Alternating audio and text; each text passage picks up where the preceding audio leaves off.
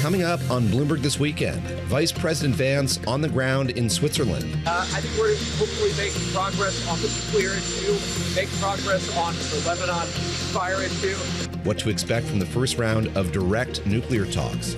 Plus, Iran says the Strait of Hormuz is closed, again, as President Trump threatens American tolls. The latest after 55 commercial ships passed through the waterway on Saturday. And happy Father's Day to all the dads out there. If we lean into it, we can see fatherhood for this incredibly abundant time in our lives, not just for a better relationship with our children, but newfound levels of empathy that help us be better managers at work, better leaders. How modern fatherhood has evolved and how it's helping men thrive inside the home and the office.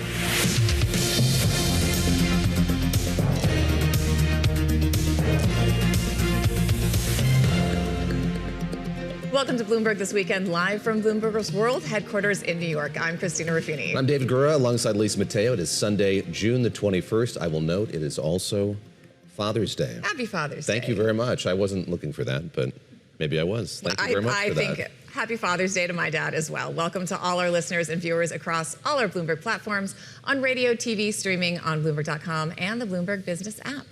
We're going to get straight to Lisa Mateo this morning with the headlines. You got it. And U.S. and Iranian negotiators, they are in Switzerland to begin talks on an interim peace deal. Pakistan said Qatari mediators, they are also taking part. Vice President J.D. Vance, he seemed optimistic while leaving for Switzerland last night. You know, we'll have a couple days of talks, trying to get things kicked off in the right way. There's a lot to discuss, but we're going to go through it all. Vance there saying there will be a few days of talks. He's now in Switzerland, along with President Trump's two global negotiators, Jared Kushner and Steve Witkoff. It comes after Tehran said it closed the Strait of Hormuz because of Israel's attacks on Lebanon. But earlier Saturday, Vance told Fox News Channel's Fox and Friends Weekend that the Strait is open. We actually got 16 million barrels of oil out of the Straits of Hormuz yesterday. That is a record going back to even before the conflict started. So you're seeing those ships move. The second thing the president has asked us to do, of course, is to get the enriched stockpile of uranium to ensure that we make it effectively impossible for the Iranians to rebuild their nuclear program. U.S. Central Command said commercial ship traffic increased in the Strait on Saturday with 55 merchant ships transiting cargo and more than 17 million barrels of oil. The U.S. and Iran are a few days into a 60-day window for negotiations after reaching a memorandum on Wednesday. Tehran has warned it will require ships to have its permission and mandatory insurance in order to cross the waterway. But in a social media post on Saturday, President Trump said there could be no tolls during or after the ceasefire period unless they are imposed by and for the United States of America. Now, meanwhile, 3 fully laden Indian-linked super tankers have reemerged in the Gulf of Oman today, pointing to a Hormuz traffic uptick. That's according to the ship tracking data compiled by Bloomberg. Now, the ships were last seen trying to cross the Strait of Hormuz late Friday, carrying between them nearly 6 million barrels of Iraqi and Kuwaiti oil. And Pope Leo took a day trip to northern Italy on Saturday. The pontiff exalted the first American saint, Mother Frances Cabrini, as a model for Christians today to care for migrants in need as he visited her birthplace. The visit to northern Italy, well, it's part of Leo's summertime grand tour. His next Italy day trip is on July 4th when he heads to Lampedusa. That's the Sicilian island. That's a major destination for migrants fleeing North Africa for Italy. And yes, the U.S. Open, it enters its final day at Shinnecock Hills Golf Club along Long Island. Wyndham Clark, he tops the leaderboard 7 under par, followed by a 4-way tie for second at 1 under par, and that includes the likes of Sam Stevens and Scotty Scheffler. All names I can pronounce very well. Good. Thank you. As always. Very well done, Lisa. Thank you. All right, as Lisa laid out, the U.S. delegation is now on the ground in Switzerland. These are new images for our TV viewers showing Vice President J.D. Vance alongside Special Envoy Steve Witkoff and Jared Kushner. They're joined by Pakistan's Prime Minister Shehbaz Sharif, who is helping mediate along with emissaries from Qatar. Iran's delegation is also there. The 4 groups are expected to meet soon. We'll be watching that over the course of the day. AP international correspondent Philip Crowther is joining us now from Zurich. Phil, great to speak with you once again. And I wonder if you could start by just setting the expectations for us here at the top. The vice president on the tarmac before he left for this trip talking about the potential to make progress on the nuclear file, the potential to make progress on the Lebanon issue. What can we expect over the course of today? Well, I think it's pretty safe to presume that we're going to have a whole day of talks here in Switzerland today. They're happening at this luxury resort above Lake Lucerne. And if the last time that the United States and Iran came face to face and spoke and negotiated, that was in Islamabad during this war, well, then they might go all the way into the night. These kinds of talks can also happen for one day, then they take a little bit of a rest, and then they start all over again the next day. In terms of how this is going to happen now, what we've seen so far is, as you saw in those pictures, bilateral meetings with the Pakistani delegation. They are the mediators, after all. But then you go into something called quadrilateral talks. That essentially means that there are going to be four parties in that discussion. It's going to be the United States, Iran, the mediator Pakistan, but also the mediator Qatar as well. They have been crucial over the last few weeks to get this memorandum of understanding signed in the first place. Now, they're going to be discussing that agreement because it was signed rather quickly, and some of the parts in it, well, they're not quite working out yet, and they need to be discussed, whether the Strait of Hormuz remains entirely open, how a more permanent ceasefire can be achieved between Israel and Hezbollah, for example, as well. A ceasefire between the United States and Iran, that is holding and has been holding for months now, but there are all sorts of obstacles that they are going to encounter during these talks today, and again, possibly into tomorrow as well. Philip, stand by because we want to bring in Shannon Kingston. She's ABC News State Department reporter. Shannon, it's so nice to see you. I do want to ask you, before Vice President J.D. Vance left, he had this press conference in D.C. and again on the tarmac. One of the big sticking issues here is obviously what's happening in Lebanon. And when he was asked about the press conference, he kind of punted that to Secretary of State Rubio. I'm wondering how that ended up being his portfolio and what Rubio is doing to try to address that issue, since he is not overseas in these debates. I'm sorry, in these talks. Sorry, too much politics. I've got debates on the mind. Well, they're expected to be contentious at points. We do know that, especially when it does come to Lebanon. Lebanon has been kind of like the side plot here, with the ability to disrupt the diplomacy happening on the main stage between the U.S. and Iran basically this entire time. And we did see the negotiators in the Memorandum of Understanding really try to bring it into the umbrella of that agreement and say in the very first point of that document that there was going to be a ceasefire in Lebanon. But of course, these parties don't directly control those warring factions, Israel and Hezbollah. So the idea, at least to hear administration officials put it, is that Iran would be in charge of holding back its proxy group, Hezbollah, while Israel would be constrained by the U.S. to try to accomplish at least what President Trump has described as a ceasefire in the Middle East, which means that both sides are firing at each other just a little bit more moderately. Now, the way Secretary Rubio has been brought into all this is he's been working the phones, talking to the Israeli government, trying to communicate the message from the Trump administration, maybe in friendlier terms than we've heard the vice president put it from the podium. But there's only so much control he has. He's also been running these negotiations between representatives of the government of Israel and Lebanon at the State Department. We have more talks set to take place in Washington this week. But so far, even though there have been some moderate breakthroughs in Washington, we haven't seen really any real world impact play over onto this in southern Lebanon, where this fight is being fought, because really Israel says it still has security concerns and Hezbollah is still firing back. Philip, let me turn to you on what's the backdrop, or one of the backdrops to these talks today, and that is the Strait of Hormuz and the ability to get ships through it. And we heard from Central Command 55 ships got through yesterday. Then it was closed. The U.S. is saying it's not closed. So a lot of ambiguity still remaining over whether or not it's open and ships are able to have free transit through it. The President of the United States tweeting in recent hours here, or posting on social media, I should say, there will be no tolls in the Hormuz Strait for 60 days during the ceasefire period, and there will be no tolls after the 60-day period has expired unless they are imposed by and for the United States of America, should the deal not be completed, for services rendered as the guardian angel to the countries of the Middle East for purposes of both past, present, and future reimbursement of costs. I think that this speaks to the thorniness of this issue here. I think when that memo of understanding was signed just a couple of days ago, there was a feeling that this was finally cleared up. Philip, it seems that is not the case entirely. No, and you can see from what has been happening over the last 24 hours how the Strait of Hormuz can be an immediate stumbling block in these talks. And also, a joker card that essentially Iran holds right now and discovered that it is holding with this war in the first place. The United States, I think it is generally agreed, had not prepared for a scenario where it attacks Iran and Iran then says it's going to close the Strait of Hormuz, and not just do that, also basically create a toll booth system and make money off tankers making their way through the Strait of Hormuz.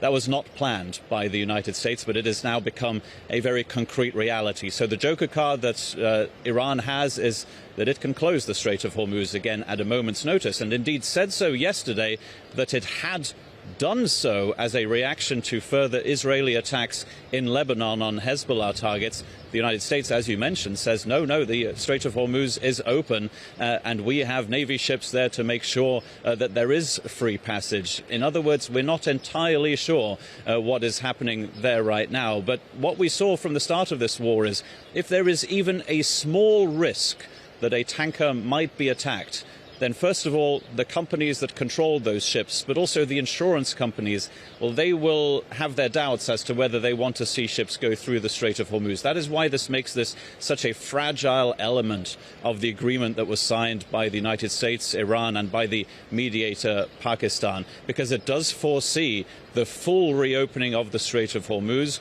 without any payments to Iran during that 60-day period. But as we discussed yesterday already, Iran now telling tankers and the transport companies that they have to buy insurance to be able to get through the Strait of Hormuz in the first place, but they might not need to pay that in the first 60 days, but maybe later on. In other words, the devil is in the detail, as always, in these kinds of agreements, and that is precisely what they are supposed to figure out here in Switzerland. Yeah, we were saying earlier, it's giving resort fee when you check into a hotel that you think you've paid for, and all of a sudden there's extra fees you have to pay. Shannon, I want to ask you about the players involved. Iran sent the Speaker of its parliament, along with the foreign minister. The Pakistani foreign minister is there, along with the U.S. team, and the Qatari PM is also there. Talk to us about these individuals and the format of these talks. Are they going to be direct face-to-face negotiations? Are they going to be the we're in one room, we're in another, people are shuttling back and forth with paper, or is it unclear yet exactly the format of how this is going to unfold? Right. Well, it is pretty much an open question. Now, we are seeing all of the key players in these negotiations together in the same place pretty much since the meeting in Islamabad that happened in the first half of April. So that alone is a big step. Of course, a lot of these negotiations have been happening through mediators, and there have been proximity talks where, as you point out, they're in the same room, but they might as well be on the other side of the planet because most of the communication is happening between basically past notes. Now, we know the Trump administration has really emphasized having these direct talks. They really see value in getting face-to-face across from each other in the table, talking about the relationship that's been built between the U.S. and some of these Iranian negotiators has been something that the vice president has brought up multiple times. So we do expect that they're going to push for that. But we know that the Iranian officials here have already balked a couple times at coming to the talks. It took a lot of coordination between Iran and the U.S. to get all these players in the same place because no one wanted to be stood up, basically. We saw Special Envoy Steve Witkoff, Jared Kushner on the ground first in Switzerland. Then we saw the Iranian negotiators start to come over, and finally the vice president flying all the way from Washington to Switzerland, where he's expected to be there for a couple days. If these talks go well, I mean, we know that they can really, hash it out. That Islamabad meeting was a marathon, but we're still in a very precarious situation where we could see really either side pull back, even though this negotiation is supposed to all play out over the next 60 days. That's a very tight timeline. Let me pick up on that, Shannon, if I could. We had the vice president yesterday saying, I can only be there for a day or two, and the countdown clock is certainly ticking here for this 60-day period. What is the White House saying? What are the indications for the appetite for this to continue beyond that? In other words, how hard and fast is that 60-day deadline, do you think? Well, I think that 60 days, of course, that's what the negotiators settled upon. But really what's looming over all of this is President Trump's patience, right? 60 days, that might seem like no time at all, especially when you consider that the JCPOA, the Obama-era nuclear deal, that did take 20 months of intensive negotiations. So that timeline is very tight, but all of the hurdles, the chaos we've seen just getting to this point leads one to believe that the much bigger issue going forward might not be the very tight timeline, but actually just keeping these talks from going completely off the rails. And we've even heard senior administration officials who have been really speaking to the hawks in President Trump's administration, who really would have rather just kept the pressure up on Iran and dealt with the consequences rather than entering this agreement. Now, they've said that they could be able to predict whether Iran is actually willing to come to the table and negotiate in good faith in just a couple of weeks. So both sides really, even though this has been going on seemingly forever, they're still feeling each other out here.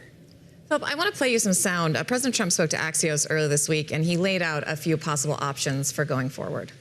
The only way I can get tougher is if I go in there for another 2 or 3 weeks and continue to bomb the hell out of them, right? But what does that get us? The Strait of Hormuz will not be open. As long as you're dropping bombs, that thing is automatically closed because those ships cost $500 to $1 billion apiece. They're not going to be sailing with rockets. So just to finish, I just looked. Oil is tumbling. The ships are roaring out of there. They want to go home. They want to drop. They're all full with oil. This is a gusher. I mean, we have 700 or 800 ships are leaving. But if I attack them, none of those ships are leaving. The stock market is way up, way, way up. You know, the stock market is up over the last 4 or 5 days when it looks like we're going to make a deal. Stock market's up thousands of points. Everybody's richer. Philip, very quickly before we let you go back to reporting, because we too, like the negotiators, have limited time, I'm wondering what your take is on that. And if you think, as Shannon mentioned, President Trump's seemingly disinterest or boredom with this issue is an asset for Iran or for the U.S. trying to pressure people to get something done in that timeline? I think that's very much an advantage for Iran because what you're hearing there is a U.S. president who is, you're absolutely right, he's bored by this war and he wants it to be over as quickly as possible. What you're hearing in that clip also is a president who's admitting that things did not work out, where he essentially says that if we attack Iran, then the negative consequences happen immediately. The Strait of Hormuz is closed immediately again. That's the president admitting that he does not have all the cards. I think that's one of the reasons, certainly, why we're looking at this really tight 60-day timeline. Okay. He obviously wants to get a better deal, he thinks, than what President Obama got with Iran, and he wants to get it very, very quickly indeed. He wants this story to be over. It's as simple as that. All right. Philip Crowther from the AP. He is in Zurich, and Shannon Kingston from ABC News in D.C. Thank you both for joining us this morning. Well, coming up here, pressure is mounting on UK Prime Minister Keir Starmer. Is he on the verge of resigning after a critical election just days ago? The audience has spoken. They want more James Woolcock. He's going to join us next, right here on Bloomberg This Weekend, on Bloomberg Radio, Bloomberg Television, Bloomberg.com, and on the Bloomberg Business app. Stay with us.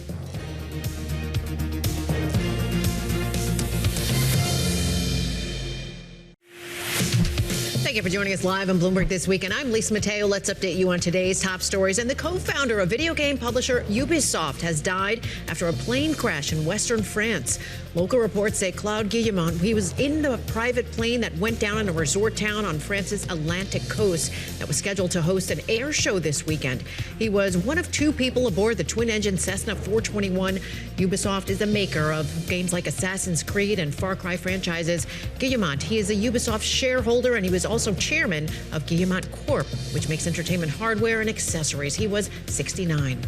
Protests continued in Albania over a coastal development project in the country linked to President Donald Trump's son-in-law, Jared Kushner. Now, the venture spans an abandoned island and a nearby stretch of seafront on Albania's southern coast and has drawn criticism from environmental campaigners and critics of the prime minister's government as well. Now, President Donald Trump says that multiple individuals has been arrested for vandalizing the Lincoln Memorial reflecting pool, adding that it would likely have to be at least partly drained for necessary repairs. years. The pool has taken on clouds of algae after a more than $14 million renovation project that included repainting the floor, a shade that Trump has called American flag blue. But the paint, it began to peel off, and that's where some issues have begun as well. David, art of the peel, I've heard this described as art of the peel. You don't like that? I have nothing to say after that. I had things to say, and now they're just nothing can top that. So, thank you, David. Thank you. Thank you so much.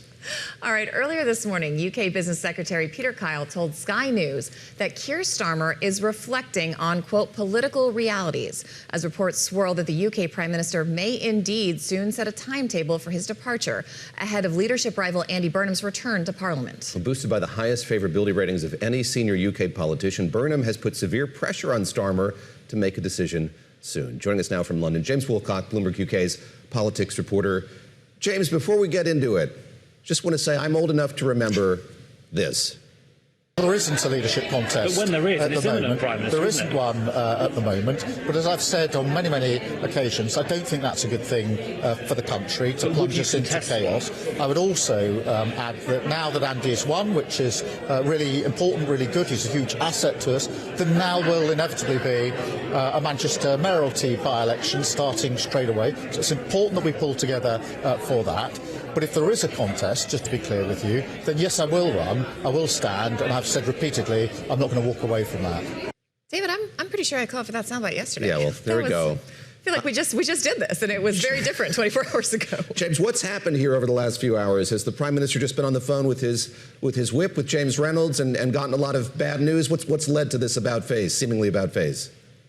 Yeah, I think you've nailed it. He has rung up his cabinet ministers, and look, Bloomberg were ringing up the same cabinet ministers on Friday, and 15 of them told us that they thought Keir Starmer leaving was inevitable. Now, we can report that Transport Secretary Heidi Allen, Yvette Cooper, they are among the two that have privately said there needs to be a timetable for the Prime Minister to step down. And so, look, this isn't a new thing, right? If you were here 4 weeks ago, you'd have watched the Health Secretary Wes Streeting resign.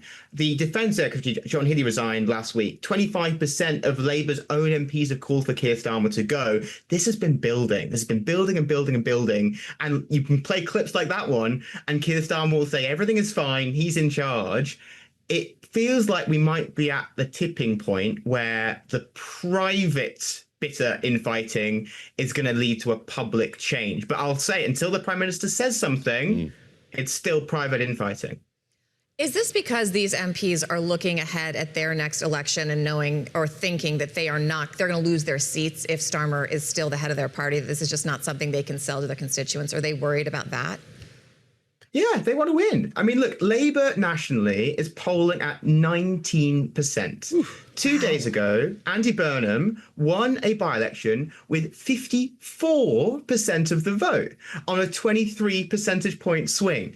You look at that and you want to keep your salary, you want to stay in power, you want to do what you believe in politics to do, and you go, I'll back the guy who can give me a result like that over the result that Labour had 6 weeks ago in local elections, where they lost 60% of the seats they were defending. Is this a little bit like there's this thing in French politics where they vote for the guy and then as soon as they're in office, they almost actively hate the president? There's stats to back this up. The approval ratings drop almost immediately after someone takes office. Is there any fear that you're going to see something similar once Burnham gets into place? It's a very different job than what he's done before. Yes, he is a better communicator, which is something you hear criticism levied at Starmer quite often. But is there any fear that this could be deja vu all over again if and when he gets the job? I think it depends on how you look at these things, right? And that the UK politicians are normally known for not being like French or Italian politics. The difficulty the UK has is it's got a very tight fiscal situation, and Labour have promised not to borrow more in the long term. These fiscal rules we keep going on about. And so they either have to put taxes up or cut spending. And the Starmer government has failed to cut spending in a couple of big landmark votes because Labour MPs don't want it, but also tax burdens in the UK is at a record high for this country.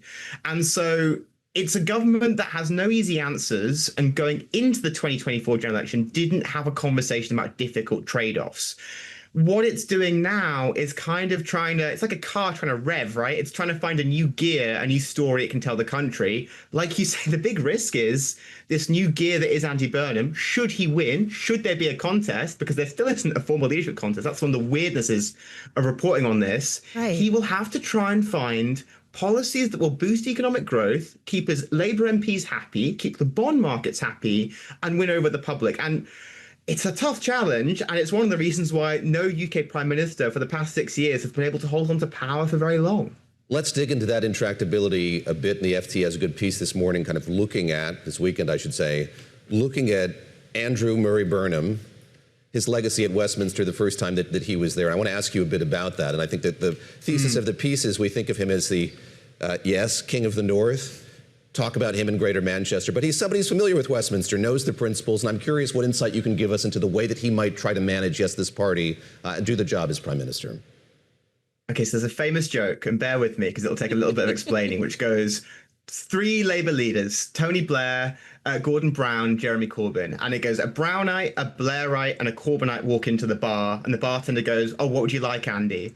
And so Andy is known for being in all 3 of these factions over the course of the years. He has served in all 3 governments, not that Jeremy Corbyn ever got to being in a government. And so he is kind of seen as this weather vane. That is the criticism. And it's a criticism he really hates, that he just swings where the polls and the leadership goes. But he is outside of London. He comes from Manchester, the 3rd sort of biggest city, this big industrial heartland in the north that was ruined by Thatcher and had big issues with mining and still resents the kind of conservative era for hitting its growth. He sees politics about being outside of London, about driving growth away from the regions, and about being a more normal human presence. That's how he's built his brand. What is difficult to me as the financial journalist here is how does that translate into economic policy? He's got some big heavyweights advising him. Goldman Sachs' former Jim O'Neill, Bank of England's former Andy Haldane, the Office of Budget Responsibility, the people who check the books, their former chairman, Richard Hughes. These guys are well respected in the markets. How it translates to policy, though, that is, I strongly will be ringing my sources to try and find out. If Starmer steps down on Monday, can you walk us through what happens? How does this go? What do we see happen? So, to me at least, and I want to caveat it by saying this is my view, it seems unlikely he will just say, I'm gone and walk out. There is a NATO summit in 3 weeks. There is a Labour conference in sort of late September. It's far more likely he will announce a timetable by which he might say words to the effect of, my time as leader is gone. It is then very difficult. I need to read up from my Labour rulebook about this, but you can't just be appointed. There will have to be a leadership contest. And what Andy Burnham will then need to show to Labour parliamentary members is he is the undisputed candidate, whether that's by doing deals with rivals or others. But there will then be a process set out as to what comes after Starmer. And that could take weeks. What Team Burnham are desperate to avoid is a disputed, messy, difficult contest. But there are people who aren't Burnham fans, notably sort of the former Health Secretary Wes Streeting, who's seen as more on the centre of the party, who really want a contest. They think the big problem here is these ideas weren't tested outside of government, and that before we just put a new person in, we need to have a big debate about what the country does in the future. So it gets a bit messy, is the honest answer. But what Team Burnham want is a clean process, which they can say is different to the previous government, the Conservatives, which had a lot of difficult, messy, bloody leadership contests. Whether they can achieve that will be quite a question in British politics in the weeks to come. I don't know what Team Burnham wants, but what Team BTW wants unanimously from us and our control room is more James Woolcock. Yes. Thank you so much for back-to-back appearances, and we hope to see you back soon. We're going to stick here with UK politics. It's been 10 years since the UK voted to leave the EU, and Bloomberg Originals unpacked the economic and political cost of Brexit that is still being felt to this day.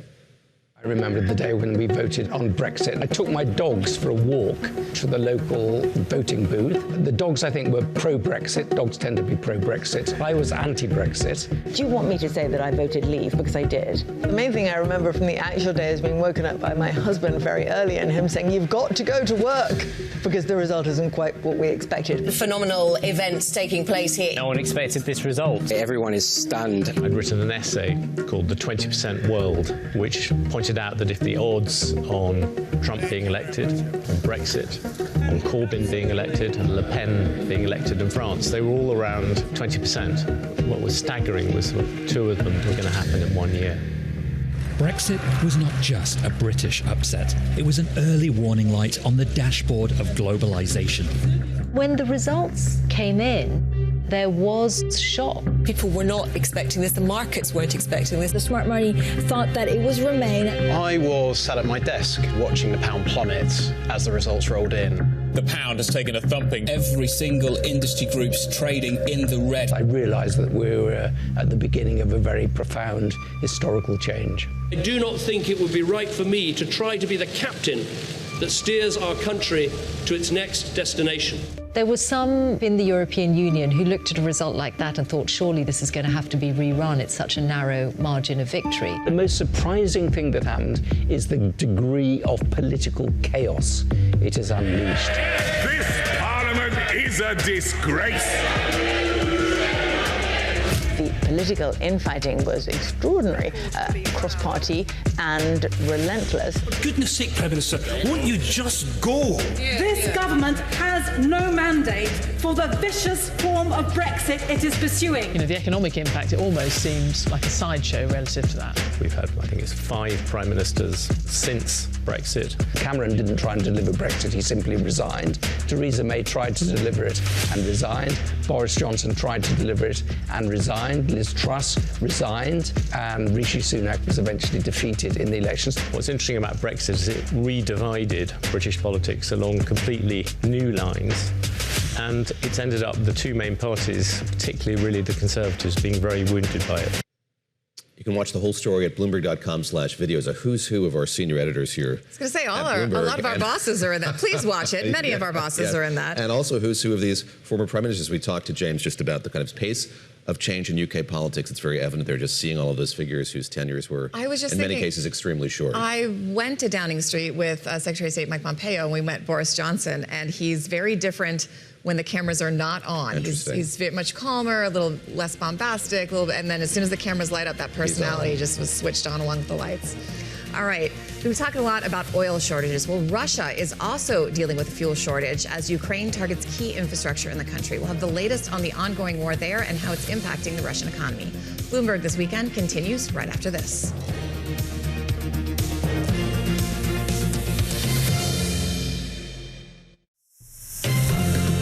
Welcome back to Bloomberg This Weekend. We are looking at live pictures for our TV and online audiences from Lucerne, Switzerland, where the Quad meeting between the U.S., Iran, Pakistan, and Qatar is about to take place, start soon. We hope we will be monitoring that this morning and possibly go to that live for some remarks from some of the ministers and the vice president.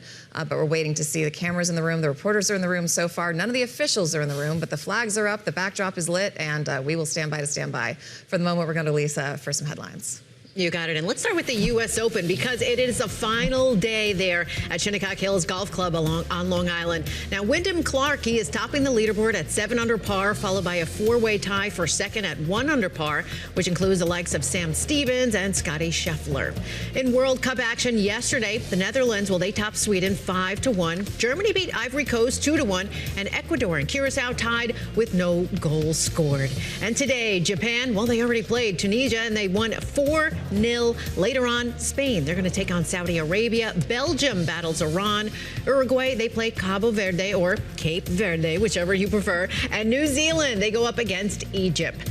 And thousands of Carolina Hurricanes fans, well, they jammed downtown Raleigh on Saturday for its Stanley Cup parade. Police estimate that about 150,000 people attended the celebration.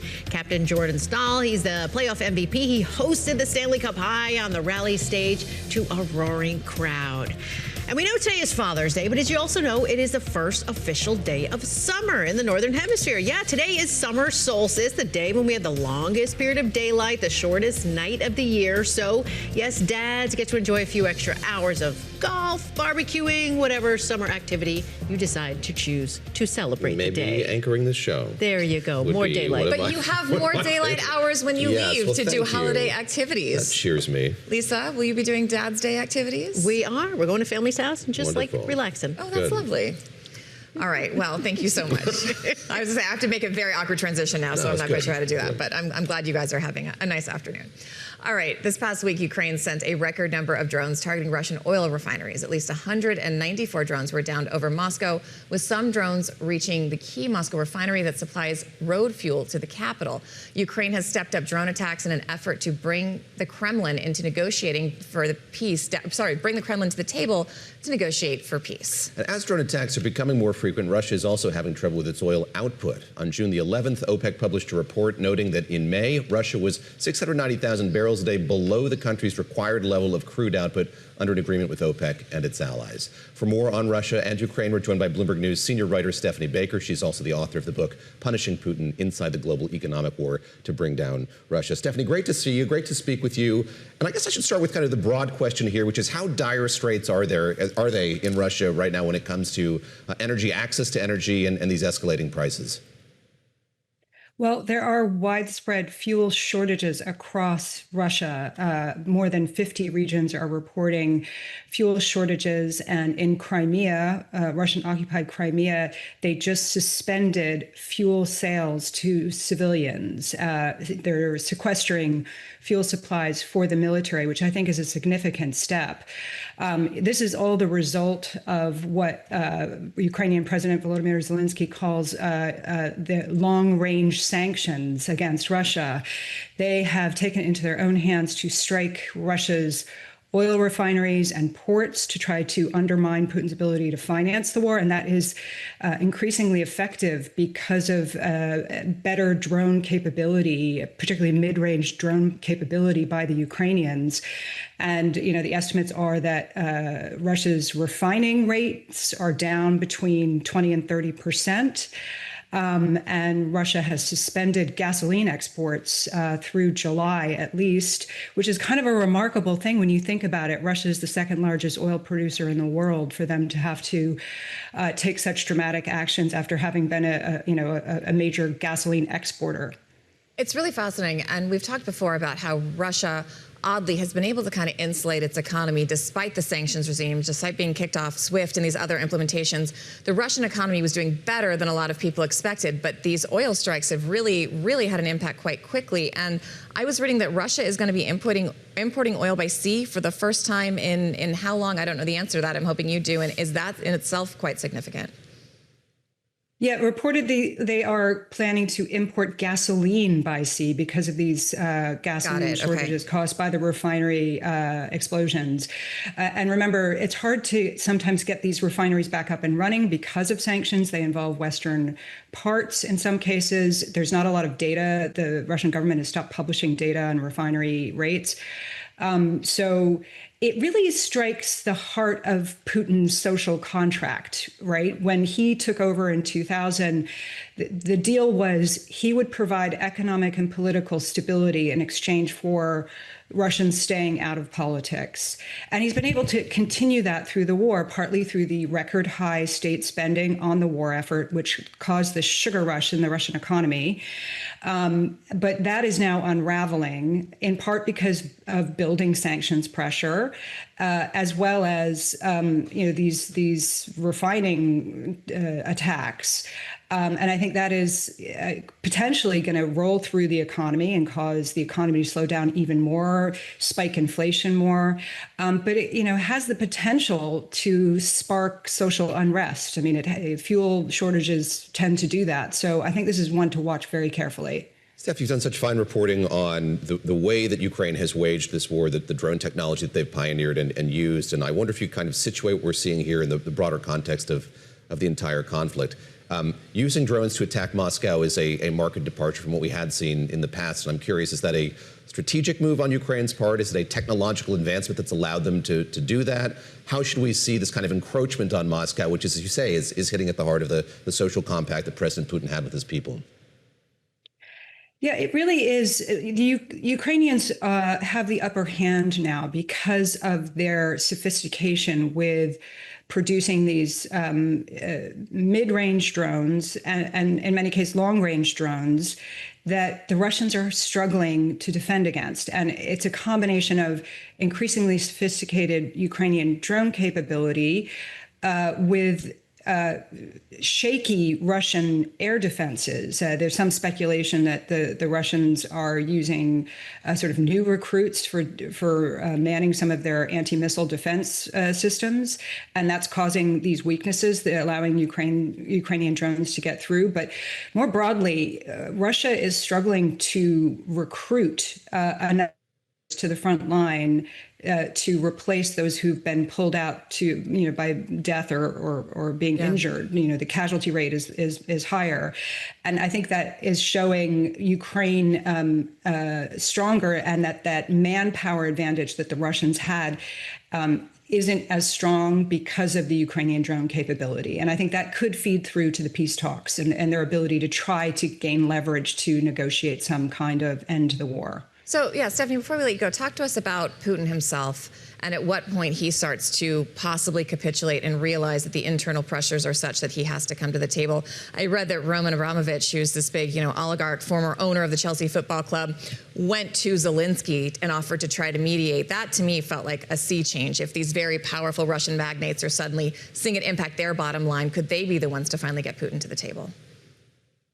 I think that was an attempt by Zelensky to open a channel. The problem is that Putin does not seem interested in ending the war, and he's getting regular briefings by Russian military officials, which are giving him one version of the story of what's happening on the front line.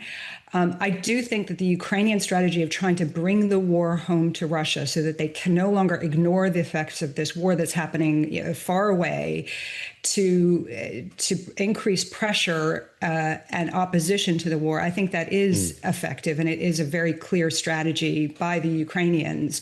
The Russians have been hitting Ukrainians far from the front line with these attacks on civilian targets. They attacked this Orthodox church. So you're getting these, what is being billed as a response, but I think it's actually a very astute Ukrainian military strategy to try to spark social and economic unrest. Stephanie, great to speak with you as always. That's Stephanie Baker, senior writer for Bloomberg News and the author of Punishing Putin. Thank you for the time on this Sunday morning. Yeah, I've been to that church. It's really incredible. It's over the city.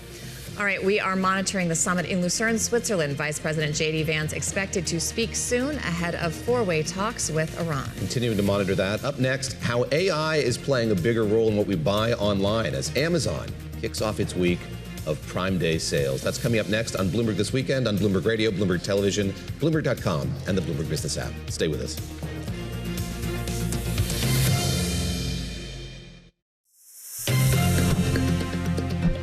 Amazon kicks off its annual Prime Day sales event this week, 1 month earlier than usual. The world's fifth largest company trying to compete for fewer discretionary dollars from consumers as AI takes a larger role in the shopping process. With us now is Poonam Goyal, senior e-commerce and retail analyst for Bloomberg Intelligence. Great to have you with us. Let me play the role of the cynic here who thinks this is a silly, made-up holiday that I guess many millions of people participate in. But how critical is it to Amazon's bottom line, and why the move in date here? Why move this up in the way in which Amazon has? Sure. So it is very important for Amazon. It's a time where they can offer deals through their own products and their third-party products and really drive consumer spend. It's about pulling spend forward, right? If you think about the holiday calendar year, there really isn't such an event in the summer outside of back to school. So when they launched this in the summer, it was just to pull forward much of the spend to try to grab the consumers' wallets and dollar share earlier. Do they do that? Yes. And how important is it, to answer your question? It's very important. They don't disclose how much they capture on Prime Day, but we do know that it's a meaningful driver to their top line. When it comes to the bottom line, because it is deal driven, I would think that, a lot of it doesn't flow to the bottom line, as there are deep discounts placed in here, just like they are on Black Friday. So then what is the point of this? If they're not really making a bottom line profit off of this, is it just to get consumers in the door? It is to get consumers in the door, but more than that, it's to get Prime members. If you think about the Prime ecosystem, over 200 million Prime members around the globe, what this day does, and based on our survey that we ran for the last 5 years, is it attracts more Prime signups. So you can only shop on Prime Day, Prime deals, if you are a Prime member. And in our survey, we ask this every year, if you don't own Prime, Why? And do you plan to sign up for Prime? And what we found is the younger generations, the millennials, the Gen Zs, are very likely, if they don't have it, to sign up for Prime Day and then keep the subscription indefinitely. So that's where the value add is. Thank you for including millennials and the younger generation. Well, yeah. We appreciate that here at the table. David, go ahead. Good. You and your colleagues have done this survey of consumers who are going to maybe avail themselves of these discounts, and you look at kind of spending during Prime Day. That's one of the questions that you asked. How much consumers intend to spend when these Prime Day celebrations are underway. And I'm curious what those numbers tell you. Maybe we have a screenshot that we can put on the screen. Sort of, it seems like it's mostly in the middle there, between $101 and $200. So not an extremely large amount of money that people plan to spend. What does it tell you about the health of the consumer more broadly, their appetite to spend more, their capacity to spend more right now, and we see kind of the economic constraints at play that we do? Yeah, so consumers are definitely pulling back, and which is what makes this day important. As you mentioned, when you look at the sweet spot or that mid-range here between $100, $200, it's about the same really as last year. But when you look at the higher band here, the $500 or above, you can see that there's a slight pullback. So there is some pullback that we are expecting this year based on higher gas prices, just inflation from tariffs, et cetera. And we do think that consumers are going to be deal savvy. In fact, in our survey, we had asked, how many of you have a list before going into Prime Day and what you want to buy? And it was over 50% said that they have a list of what they intend to buy on Prime Day.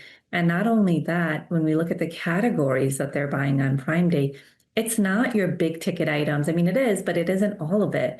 There's a lot of everyday items that they're planning to buy. And that just kind of goes to show you that Prime Day is important because they're looking to buy what they wanted for maybe the last 3 months or into the next 3 months on Prime Day to really take advantage of those deep deals.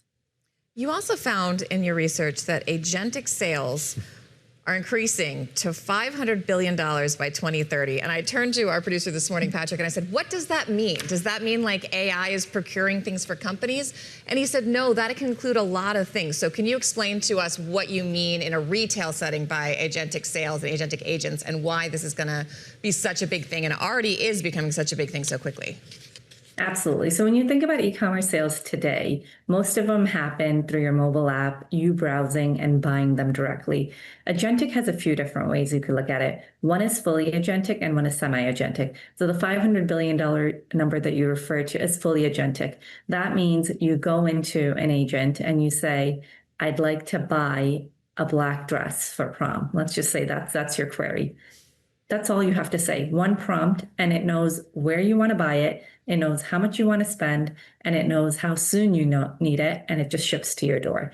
Now, is that going to happen for that black dress for prom? Probably not. But will it happen for your laundry detergent, for your gallon of milk, for your tools, for your tires? Sure. So replenishment items are a big part of the fully agentic equation, but semi-agentic, which is when you use an AI agent to talk back and forth to, like Amazon, Alexa for shopping, it's when you engage the agent to search for something. For example, when you use Alexa for shopping, you go ahead and say, I want this power washer, for example, and find me the best power washer. It needs to wash this many square feet. It needs to have AI abilities, etc. And it needs to be under $500. Today, it's $650. When it drops to 500, I should have it. And it just happens. In 3 weeks, when it drops, you'll have it at your door. So that's semi-agentic. And we think over 60% of transactions in e-commerce in 2030 will have an agent involved in one way or another. Poonam Goyal, hitting on what Christina, I know, has been searching for, that power washer that you've had your eye on for many months now. I could find something to power wash. You don't know my life. I Some don't have amount of anything to square power footage wash. in your apartment needs to be power washed, I'm sure. Poonam Goyal, Bloomberg Intelligence, thank you very much. Appreciate that. Ahead of Prime Day, are you a celebrant of Prime Day? I mean, not actively, but you seem like a bit of a Prime Day avoider. Yeah, I feel angry about it. You feel, okay, all right, fair enough. It feels like a craven capitalist play. I do feel a bit icky about it. I tend to avoid it, but my mother's a big fan, and she's always... Soon my agent will be taking care of it for me, and I won't have to worry about these principled stands. The robots are going to save us all from shopping. Yes. We're coming up on 8 a.m. in New York City. The next hour of Bloomberg This Weekend starts right now.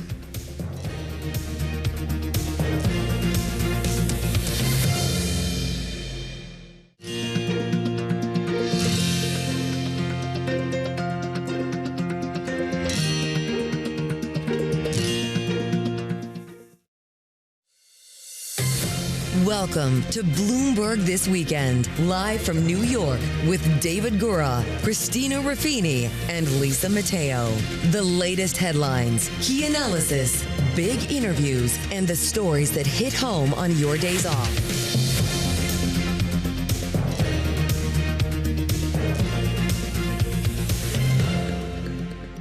Welcome to Bloomberg This Weekend. It is 8 a.m. in New York from Bloomberg's world headquarters in New York. I'm Christina Ruffini. I'm David Gura alongside Lisa Mateo. We're bringing you the latest breaking news, reports, analysis live this morning, every weekend from 7 o'clock to 10 o'clock. And Christina, we're focused on what's going on in Switzerland this morning as we await the start of this meeting between, yes, the U.S. and Iran, but some intermediaries as well. That's right. We've been looking at live pictures on and off this morning. The flags are up, the lights are set, the individuals are not in the room yet. And as you know, these things can get delayed and delayed and delayed because when it comes to diplomacy, even where the flags are standing can be something that is contentious and obviously high stakes there for all the parties. But hey, they're at least in the hotel if they're not in the room. So this could be progress yet this morning.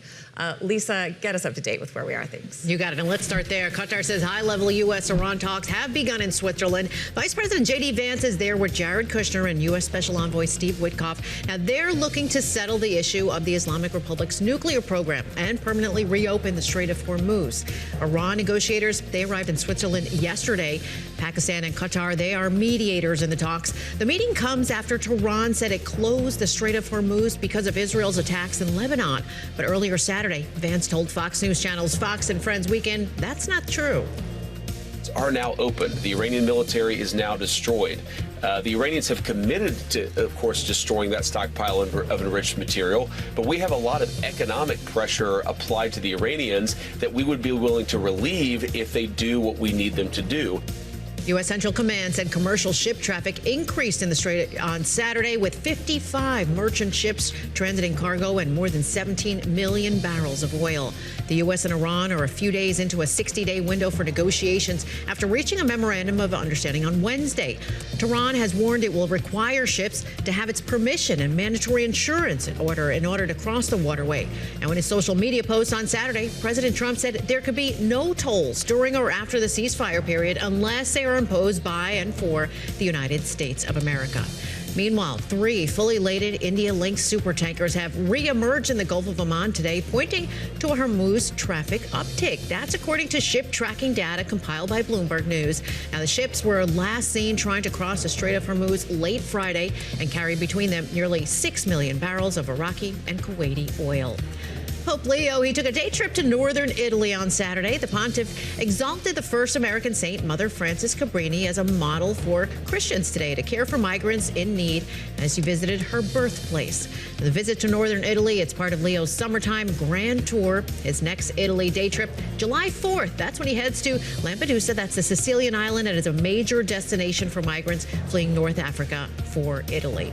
And the U.S. Open, it enters its final day at Shinnecock Hills Golf Club on Long Island. Wyndham Clark tops the leaderboard, 7 under par, followed by a 4-way tie at second at 1 under par, and that includes the likes of Sam Stevens and also Scotty Scheffler. David and Christina. Lisa, thank you very much. Just want to go back to what we're following over the course of this morning. That is the beginning of these talks, these direct talks between the United States and Iran, Qatar, and Pakistan participating in those as well. They're taking place in Switzerland. You see the conference room there at this resort on Lake Lucerne, where the first conversations are going to be taking place. Christina, we understand there's going to be kind of a quad format, all of these participants in the room at first. And I think what's really going to be hammered out today, and we'll see if there's a resolution here as a result of it, is what are these negotiations going to look like going forward? We're dealing with a very limited time horizon here, 60 days on that memo of understanding. We've ticked through a few of them already. So I think every one of these participants well aware of the fact that they don't have a huge amount of time here. There is an appetite, I think, on everyone's part to make progress.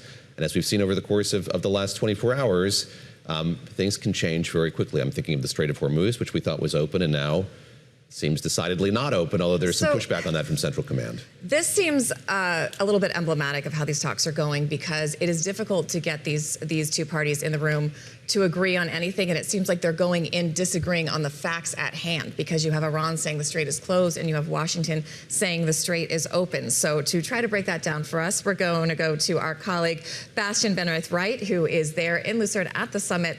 What is happening? Is the strait open? Is the strait closed? Are the talks happening? Are they not? Just bring us up to date. Well, things are changing pretty rapidly, and there's few people who really know any answers here. So what I can say is we are at this luxury resort overlooking Lake Lucerne. It is hot here. Switzerland is in a heat wave right now. And what I can say is that four-party talks between Qatar, Pakistan, and the US and Iran are supposed to happen imminently in these minutes, but they have not started yet. That means they are running a little bit behind schedule. The first four-party meeting was initially planned for about 1:30 local time. That's about half an hour ago. Just now they haven't met yet. But like from what we hear, that's not due to any disagreements, but just due to bilateral meetings running over.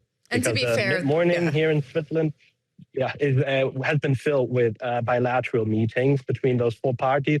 Everyone kind of met each other, apart obviously from Iran and US. This is just taking a little bit longer, the preliminary talk, and we are waiting for the four parties now to come together for the first time. I was going to say, sorry to interrupt you. To be fair, running 30 minutes behind is pretty much on time for one of these things. I think once you get past the 2-hour mark, then I'd start to be concerned. A little bit worried.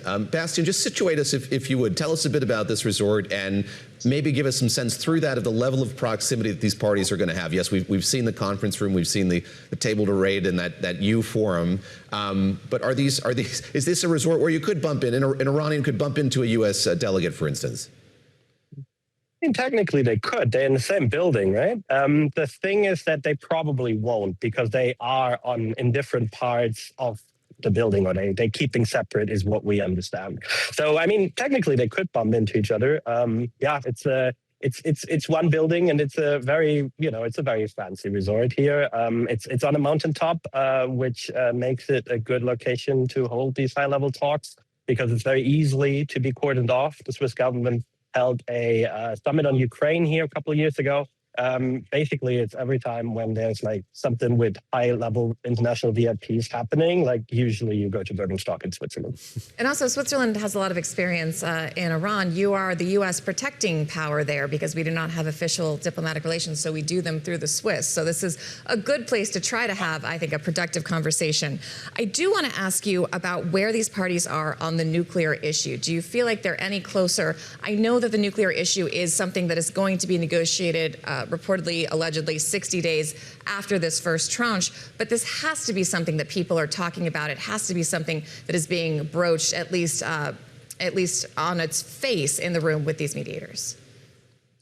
So from what we understand, and I'm going to be honest with you guys, what we understand is very limited because there's very little really seeping out. But from what we understand, the issue being discussed right now is really more to develop a shared understanding of how to put this memorandum of understanding, this preliminary deal, into practice. So it's really more talks about how are we going to be talking. From what we hear, the only topical point, apart from this shared understanding, would be Lebanon, where fighting, reinstated fighting, has obviously delayed the start of these talks, which they were supposed to kick off on Friday, but it kicked off 2 days later. So that is more that. I think the nuclear issue has not really come up yet, but again, we're not really sure about that. All right, Bastian, so thank you so much. We know we'll go back to you if we see any action or if you guys get any more news over there. Thank you for keeping tabs on everything that's happening. One of the critical aspects of that memorandum of understanding is the status of the Strait of Hormuz, as we were just discussing. Despite currently being engaged in talks, Iran and the U.S. are at odds about its status. Is it open? Is it closed? More importantly, is that waterway safe to navigate? A critical voice on this issue is Arsenio Domingues. He's the Secretary General of the International Maritime Organization and a frequent visitor here on our show.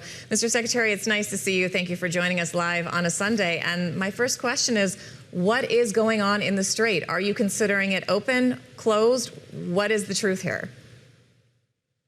We are having a limited number, but an increased number of vessels transiting the Strait of Hormuz. Yesterday and on Friday, the average of vessels that transited the Strait from our records is around 30 vessels. Of course, it's still below the 130 vessels a day, but it's higher than the very limited numbers of around 7 that any now and then would actually transit in the Strait. Most of them are using the traffic separation scheme that temporarily has been established by Iran. Some others are going through the Omani waters. But what I can tell you is that we've been very heavily engaged with Oman and the United States, in particularly to set up the notice to mariners in order to start the process of evacuating the vessels. We want to make this as safe and secure as possible, and of course, is to avoid collisions. And this is why the information that we're managing right now, it also has to do with the limited numbers of ships that should be transiting until we can provide more information. And this is another engagement that we have with the industry representatives. Mr. Secretary General, let's talk a bit about the information that we have, you have at your disposal. So you said about 30 ships made it through yesterday. We see from CENTCOM an estimate of 55 merchant ships transiting that strait yesterday. How difficult is it to ascertain who's getting through and who isn't? I know that there was some mixed guidance on whether or not satellites should be turned on or off, the transmitters should be turned on or off. What do we know about what we don't know at this point? That's precisely one of the cases. We've been working very closely in the last couple of days with the Sultanate of Oman and the United States in order to outline the route that it could be used to evacuate the vessels via the Omani waters. And of course, we need then to send that information out to all the vessels and inform them to turn off their navigation systems. The Iranians are also working with us in order to define what is the mechanisms for the ships to report there. But we don't want vessels to rush and start crossing the straits. We want to avoid collisions. The number that I'm giving you is related to those IMO number vessels that have been transiting. I'm aware of other vessels that are actually not merchant vessels that have been transiting the Strait, some of them military vessels, but we're not counting on those. So that's why we may need more time to verify, but what I have for you right now is roughly around 30 vessels on Friday and 30 merchant vessels on Saturday. In the Gulf, do we know how many are still stuck and haven't gotten out? I'm sorry, I lost you. Sorry, I think my audio cut out. I heard it myself. Do we know how many vessels are still waiting to get out? You told us how many have transited, and we've been talking about how many ships and mariners are still trapped there. Is that number still significant, or is it much less than the last time we spoke? We have around 550 to 600 vessels that need to evacuate the Strait of Hormuz. I'm talking about the merchant vessels with IMO number, not the vessels like platforms or offshore supply vessels. And when it comes to seafarers, the gross total, of course, is around 20,000, but 11,000 out of those that normally will transit in and out of the Strait of Hormuz. And those are the numbers that we're working on right now to evacuate. Does the International Maritime Organization take a position on the prospect of there being tolls on international waterway like this one? We've heard from the Iranians seemingly some desire to impose tariffs or tolls on ships making their way through with their blessing. We heard from the President of the United States in a post on social media in recent hours. There'll be no tolls unless it's a toll exercised by the U.S. government itself. What is your organization's position on whether or not there should, in fact, be tolls on waterways like this one? The organization's position is very clear, and I've been very consistent on this message. When it comes to straits for international navigation, there's no fundamental basis for in international law to actually introduce or impede this transit by the imposing of tolls or fees. And that's a message that I've maintained with the countries in the region, because we need to take this step by step. And as we are progressing with the positive actions that have been taken recently, we are exploring what kind of mechanisms we can put in place, voluntary mechanisms within international law that can assist the countries to manage these heavy transited routes like international straits. And of course, this is aiming at providing further assistance for aids of navigations, protection of the environment and security. We've done it in other parts of the world like Southeast Asia, and there's no reason why we cannot explore those kind of mechanisms. But anything has to be in accordance with international law, and tolls and fees on these straits are not don't have any fundamental principles to be introduced by any specific country. And you would include an insurance fee in that same. Are you interchanging if there were some sort of nominal insurance fee that's the same functionally as a toll? Operations when it comes to insurance, that goes on the vessels. The reality is that countries, whenever the vessels call at their ports for the services that they provide to those vessels, reaching the shorelines, they can introduce some kind of actions. But when it comes to insurance, we manage only those that are prescribed by the international regulations, particularly on liability, and those are not imposed bilateral or unilateral by countries. Those are in accordance to international conventions. Before we let you go, I did want to ask about the status of the mines. I'm wondering, have any ships encountered these in the Strait? Is there a chance that they're not functional? Do we think there's still a risk, and how are they getting removed? Where we have information on the risk of mines in the Strait, it's actually on the traffic separation scheme that has been established by IMO since 1968. That's the intel that we receive. And this is the reason why, as an extraordinary measure, we're using the route that Iran has actually announced, as well as the one that we are developing with Oman in order to evacuate the vessels. We have information that, of course, in accordance to this agreement, impending the technical discussions that are starting, Iran is going to demine that area, and of course, there are other countries that are ready to provide assets and assistance to make sure that the Strait is clear. As soon as that is the case, then of course navigation is due to resume using the traffic separation scheme established by IMO. All right, Mr. Secretary Arsenio Domingues, thank you so much for joining us. Well, joining us now is energy markets expert Dan Dicker. He's also the author of the book, Oil's Endless Bid, Taming the Unreliable Price of Oil to Secure Our Economy. Dan, it's great to speak with you. I'm going to pull back the curtain a bit. You and I were in a green room, and you admitted to me this is a dire time in global energy, the likes of which you haven't seen before. So let's set the table with that. Give us a sense of how bad the picture is for global oil markets, global energy markets right now. And we hear the President Trump saying, Strait's open, it's going to be like a gusher. Oil's going to be flooding out of there. What does that mean? Yes, for the market, but for the price that people are paying at the pump as well. Right, David. So what you have is the rhetoric of the president, obviously, jawboning a market where the physical realities are starting to assert themselves, where they hadn't so much for the last 3 months of this war. I mean, we basically had stockpiles, and I'm not talking about state-run stockpiles. I'm talking about generic stockpiles that are held by oil companies. In some cases, they're sovereign stockpiles.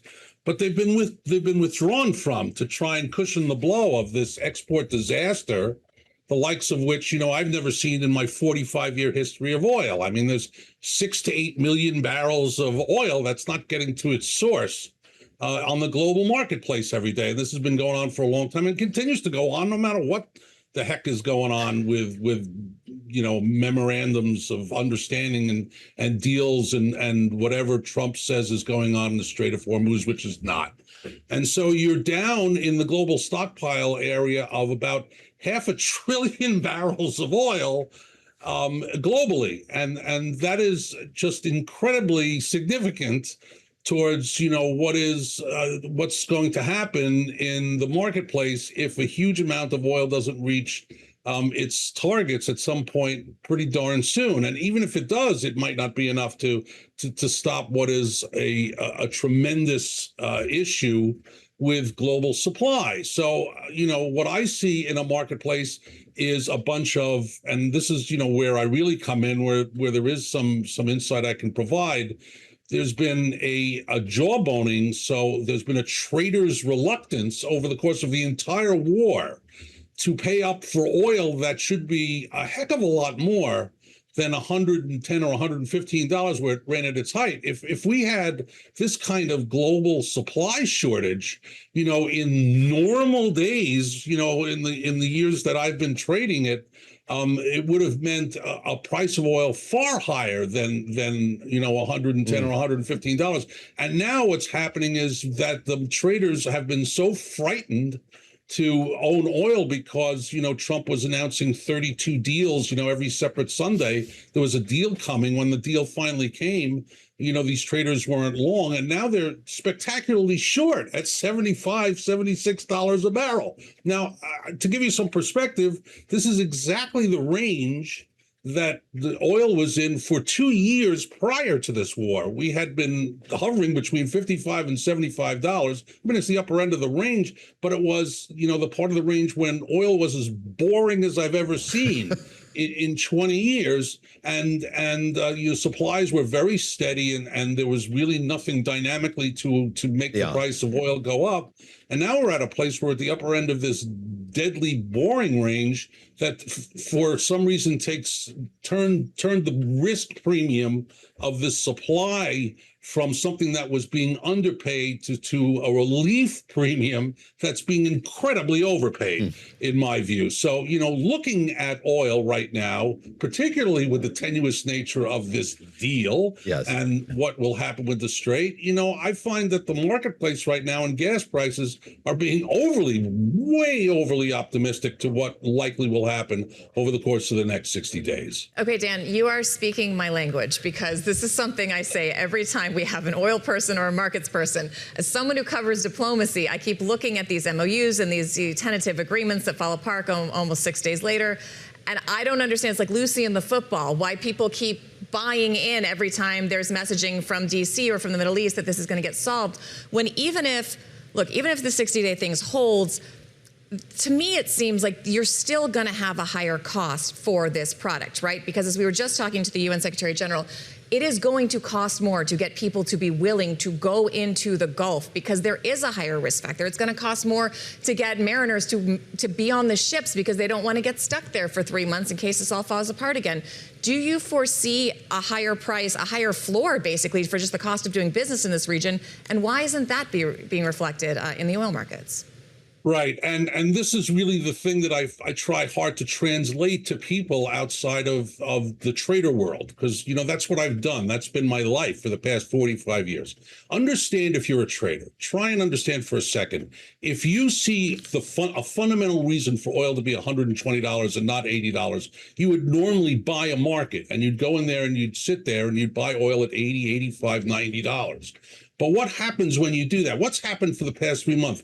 Every time you buy oil at $90, $95, Trump announces some crazy, they've got the outlines of a deal. Oil falls $6 or $7 overnight, and you lose $6,000 or $7,000 for every lot of oil that you're long. That's an instantaneous loss that you take. You sit there and you're sitting on a premium that the president of the United States with his mouth can destroy you with every time you take a position like this. And, after you do this 2 or 3 times in the market, which, believe me, I haven't done, because I know what's coming, and I've seen this story before.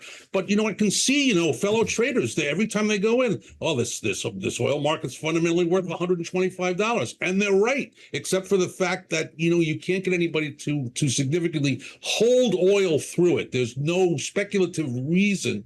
And we're driven, unfortunately, in the global markets by the speculators, the ones who are inside. We trade 8 times more oil than there is physical oil in the world every month. That's insane.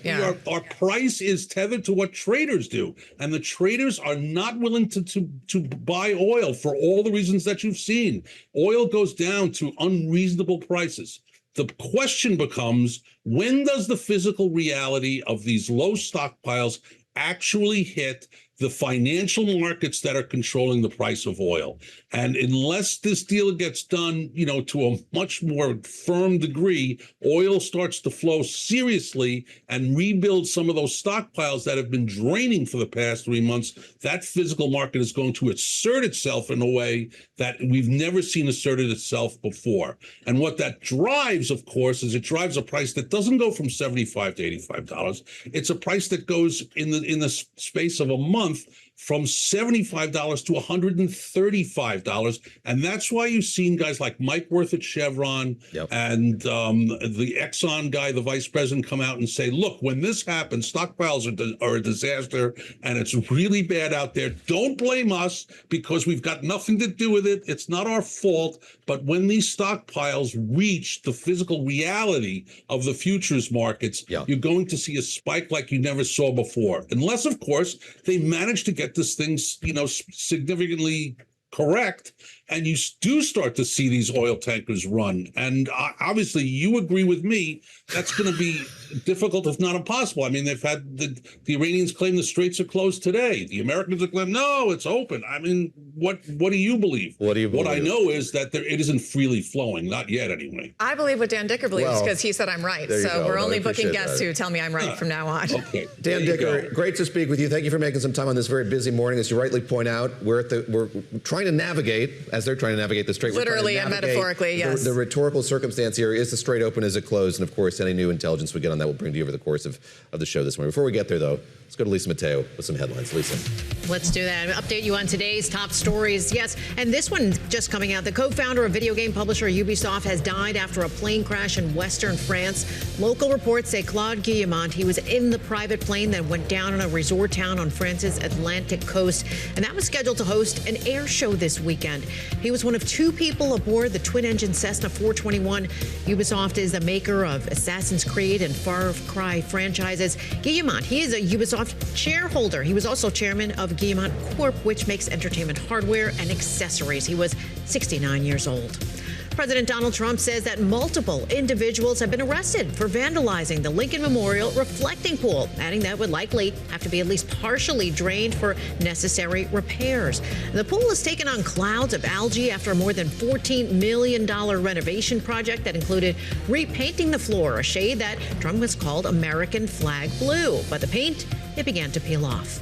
And in company news, Coca-Cola waging a high-stakes battle with the IRS. The dispute has more than $20 billion at stake and heads to a federal appeals court in Miami this week. Now, one of the main questions being raised is if Coca-Cola reports too much profit abroad and too little in the U.S. We'll see what that answer is. David and Christina. All right. All right. Thank you, Lisa. Okay, back to the UK now. With Andy Burnham winning a parliamentary seat on Thursday, Keir Starmer has been under immense political pressure to step down as UK Prime Minister. Though he said publicly he will not walk away from a leadership contest, it does appear now that may not be the case. Earlier this morning, UK Minister Peter Kyle told Sky News that Starmer was reflecting on the political realities he finds himself in. The Guardian also reporting that it is expected that Starmer will announce his departure on Monday. For more on Keir Starmer and his potential resignation, from London, we are joined by Daybreak Europe anchor Lizzie Burden. Lizzie, great to see you. We are trying to navigate all of this over the course of the morning, including the wild undulations of British politics. I mentioned Peter Kyle a moment ago. You had a marquee moment with him about a week ago when you broke the news to him the Defense Secretary was leaving Keir Starmer's cabinet. Talk about his role and the way in which we are getting some insight here into the kind of tenuous position that Keir Starmer is in. Well, thank you, David, for having me. Peter Kyle, the business secretary, is an arch loyalist of Keir Starmer's. And when we had that conversation, he was convinced that Keir Starmer wasn't going anywhere. It is a very different tone we're hearing from the business secretary this morning. As you say, talking about the Prime Minister considering the political realities. He is at his official country residence of Chequers this weekend. It's been said that he wanted to talk to his wife and digest the situation over the weekend. You cite that Observer report. Many in the media now here speculating that the podium is going to be outside number 10 Downing Street tomorrow, and Starmer expected to lay out a timetable for his resignation. How do you see that timetable playing out? Do you think that will happen almost immediately, or do you see him setting up like kind of an extended exit to make sure that there is structure in place and a predecessor in place to come in after him, given how many prime ministers the UK has gone through in the last couple of years in an effort to find some sort of stability there? Yeah, look, if we're going to get a new prime minister, this would be the 7th in the 10 years since the Brexit anniversary. It really makes you think that, ironically, we are seeing the political instability that the continent was once known for. In terms of that timetable ahead, it depends who's going to be taking over. Is it going to be Andy Burnham, the former mayor of Manchester, who won that seat in northwest England, the vote on Thursday, the result announced on Friday? Or is it going to still be a leadership contest, not a coronation? So the likes of Wes Streeting, the health secretary, may yet want to throw their hat into the ring, but the Labour Party might not want to have this chaos unfolding in front of the nation, which the Conservatives, remember, were known for under Boris Johnson, Liz Truss, Rishi Sunak. They may want it to be more orderly, and Keir Starmer wanting to preserve his dignity. In terms of the timetable, does it happen immediately? Does it happen over a longer period? Andy Burnham might want to have the summer to set out his policy agenda so that he can come in as Prime Minister for the Labour Party conference in September. I just keep thinking about the Liz Truss versus the head of lettuce. Yes, Do we need to pick a different produce here? Go ahead. Lizzie, for those joining the program already in progress, how did we get here? How did Keir Starmer sort of lose the faith of those in his party? How did his grip on governing become so loose? What happened over the course of his tenure? Well, of course, there has been the long concern that he simply isn't charismatic enough to hold the attention of his party and of the nation. Personally, his ratings have been sliding. That landslide vote that he won back in 2024 seemed more as an anti-Conservative vote than a pro-Keir Starmer vote. And then the difficulties have only mounted. We had the Bloomberg investigation revealing the connections between Peter Mandelson, the former UK ambassador to Washington, and Jeffrey Epstein, and the appointment process into Keir Starmer's government. And then most recently, we talked about the Defence Secretary, John Healey, resigning. That was because Healey perceived that the defence spending in a time of war was inadequate. And then the real pressure has come in the past couple of days because of Andy Burnham winning this special election up north in England, whereby he won more votes than all the other parties combined. So you can't argue that he was simply the beneficiary of a split vote on the right. And many Labour MPs now saying, is this the man who should lead us into the next general election against Nigel Farage's Reform UK party? It seems like, to many of them, reform may have actually reached a peak now. And that is a question that we're asking because Andy Burnham was the face of Labour. It wasn't a question that was being asked when Labour got pretty much decimated in the local elections only in May. So do they want to have a new leader going into that general election? Well, according to our reporting, the majority of Keir Starmer's cabinet now they see it as inevitable that Starmer is going to be replaced by Burnham, and that includes the Foreign Secretary, Yvette Cooper. That's interesting. I want to talk to you about Burnham, but first I'm going to play you some sound from his victory speech.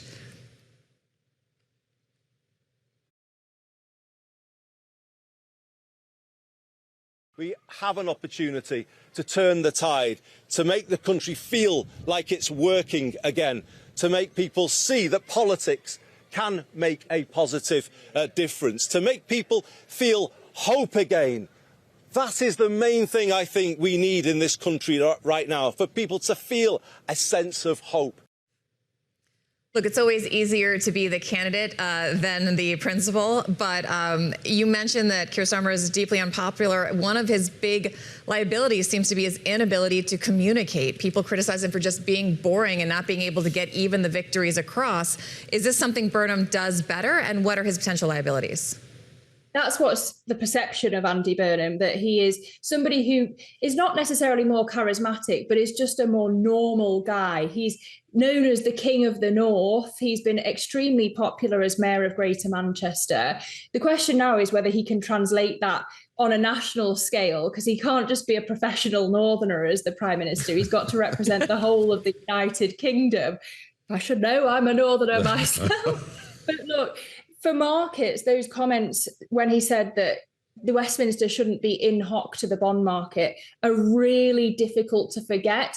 Since then, he's tried to walk that back. He said that he was misunderstood, that he would follow the Chancellor's fiscal rules, but then his team privately saying that he wouldn't reappoint Rachel Reeves as Chancellor. When he's been Mayor of Manchester, there's talk of Manchesterism, but that means many things to many people. It could mean more collaboration between the public and private sectors. It could mean more devolution to local governments. But again, he isn't going to be in local government. So is he going to really want that? There's an old joke in Westminster that a Brownite, a Blairite, a Corbynite walk into a bar and the bartender says, "What are you having, Mr. Burnham?" Because over his long career in politics, he has worn many hats under the different previous leaders of the Labour Party. We just don't know which Andy Burnham we would get. But if he is saying that he's going to have all this change when it comes to his team and his policy, his mandate is going to come into question. So do we need another general election? Lizzie, I have to break the news to you that our colleague James Woolcock told us the exact same joke you told it better. at 7 a.m. You both. Don't tell James, but you told it better. Thank you so much for joining us. We really appreciate you taking the time. Lizzie Burton, she is our anchor of Daybreak Europe. All right, Keir Starmer is still Prime Minister for now. He's taking a stand on social media safety for kids. Up next, we're joined by a famous director, British Baroness, who's made this her cause. She has a new book out. We'll talk to her about what big tech can do beyond what the government can.